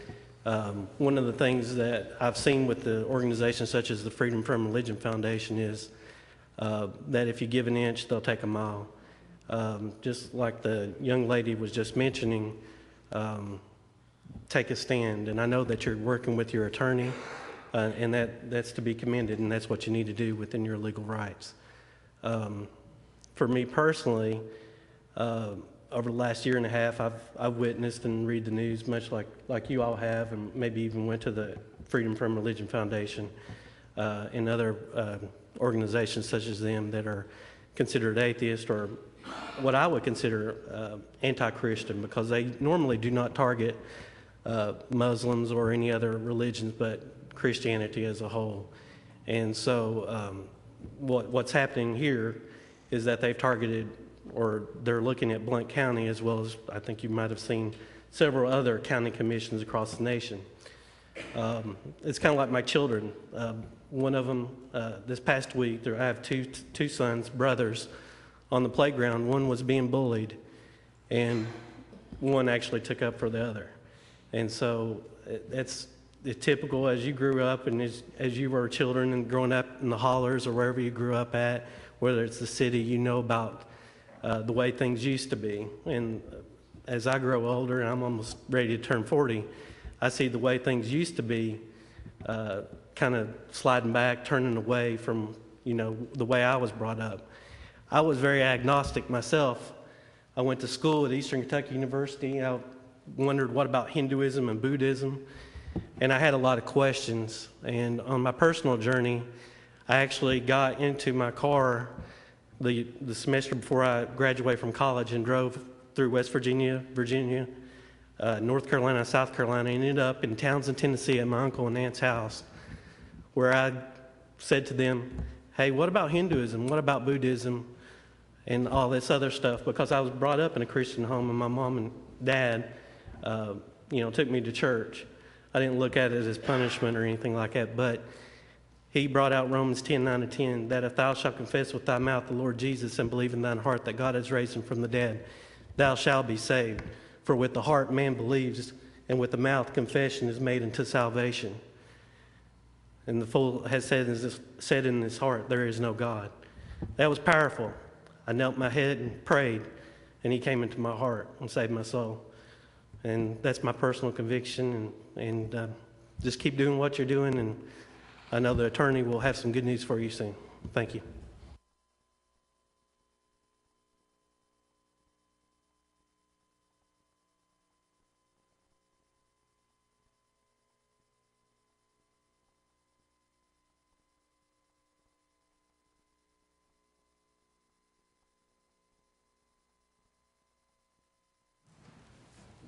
Hello, I'm Heather Rossi. I am a Blount County volunteer at the jail. I'm also a notary, but the reason that I'm here is because of the same issue everyone else is. The only thing that it just burns inside of me that, our children, we think it's great. We get to have a moment of silence. To me, I think we've been silent for way too long. We fight for that moment of silence, and this is what I wanted to read you. It's my favorite proverb. It's in Proverbs 18:21. Death and life are in the power of the tongue. The power of the tongue, the spoken word. The prayers that come out of your mouths, the prayers that are heard, it's powerful, it's heard. Death and life are in the power of the tongue, and they that love it shall eat the fruit thereof. I think you've seen both tonight. I think you've seen those that have chosen, you know, something other than life, and some that have chosen, you know, both sides. So I just urge you, and I just beseech you, please, just don't stop praying. Don't stop using your prayers, because they are powerful. They are powerful when they're heard. Thank you.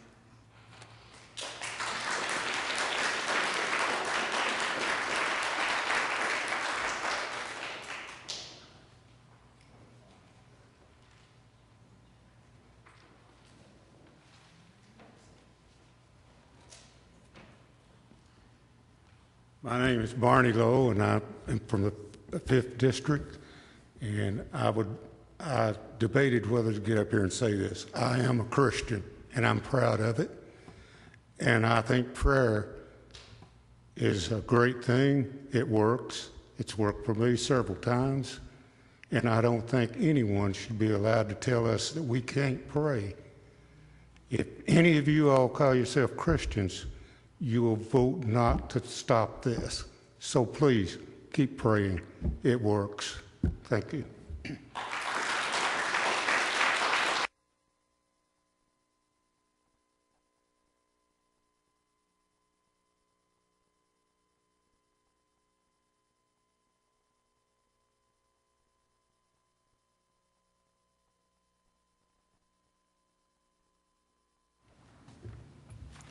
Hi, I am Rob Kaminsky. I'm from Knox County. I'm here to discuss the FFRF reply on the invocation. The FFRF is acting upon complaints that were given from this area. They do not oppose the right to pray, and no one wishes to take that right away from the individuals. However, government-sanctioned invocations are a blatant display of favoritism. This favoritism discourages the diversity and the representation of this wonderful area that withholds all this diversity. It is not meant to be an attack on Christianity or any view. In fact, it is only meant to break this favoritism. Thank you.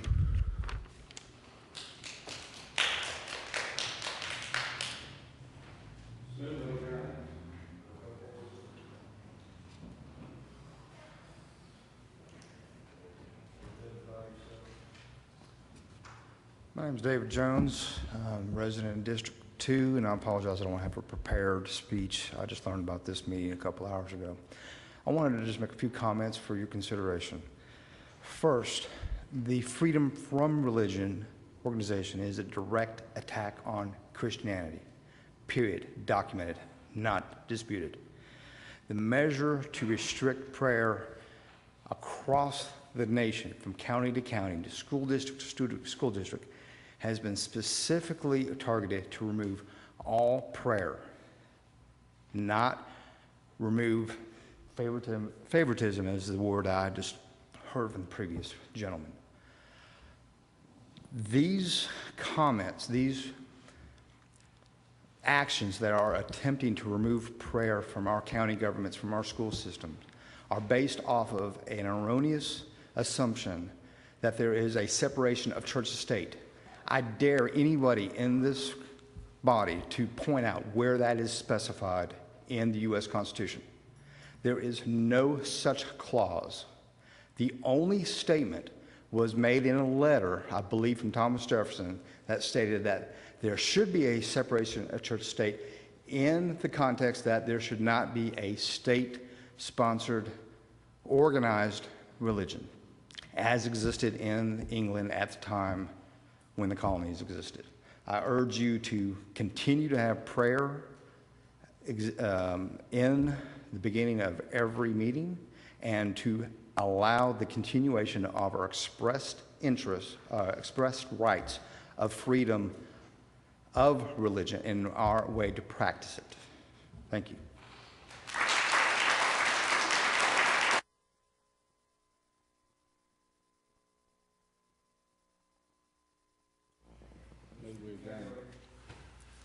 Thank you, Mr. Chairman. I had made up my mind that I wasn't going to say anything else tonight, but I'm sorry, I can't hold to that. I've been advised to not make any comments in regard to the comments that I made at the agenda meeting a couple of weeks ago, and I will hold to that. However, I hate to single out any one person, but it's not often that we agree, Ms. King, and I think that that's a fair assumption. And I stand behind what I said before. I don't take things personal. I say what I think I need to say. I appreciate what you said because people listen to you. And thank you for your comment. I also want to say that I've been on commission now for slightly over 3 years, and I have received more emails, phone calls, letters, personal letters, notes, and face-to-face conversations in the last 2 weeks than I have in the last 3 years put together. Okay? Now, after what I've heard here tonight, I got a lot to say. But like I said, I will keep my comments until it's a more appropriate time to express them. But I am going to say this. I have heard what's been told to me, and the message is loud and clear. For those that have contacted me, I understand where you're coming from. Thank you.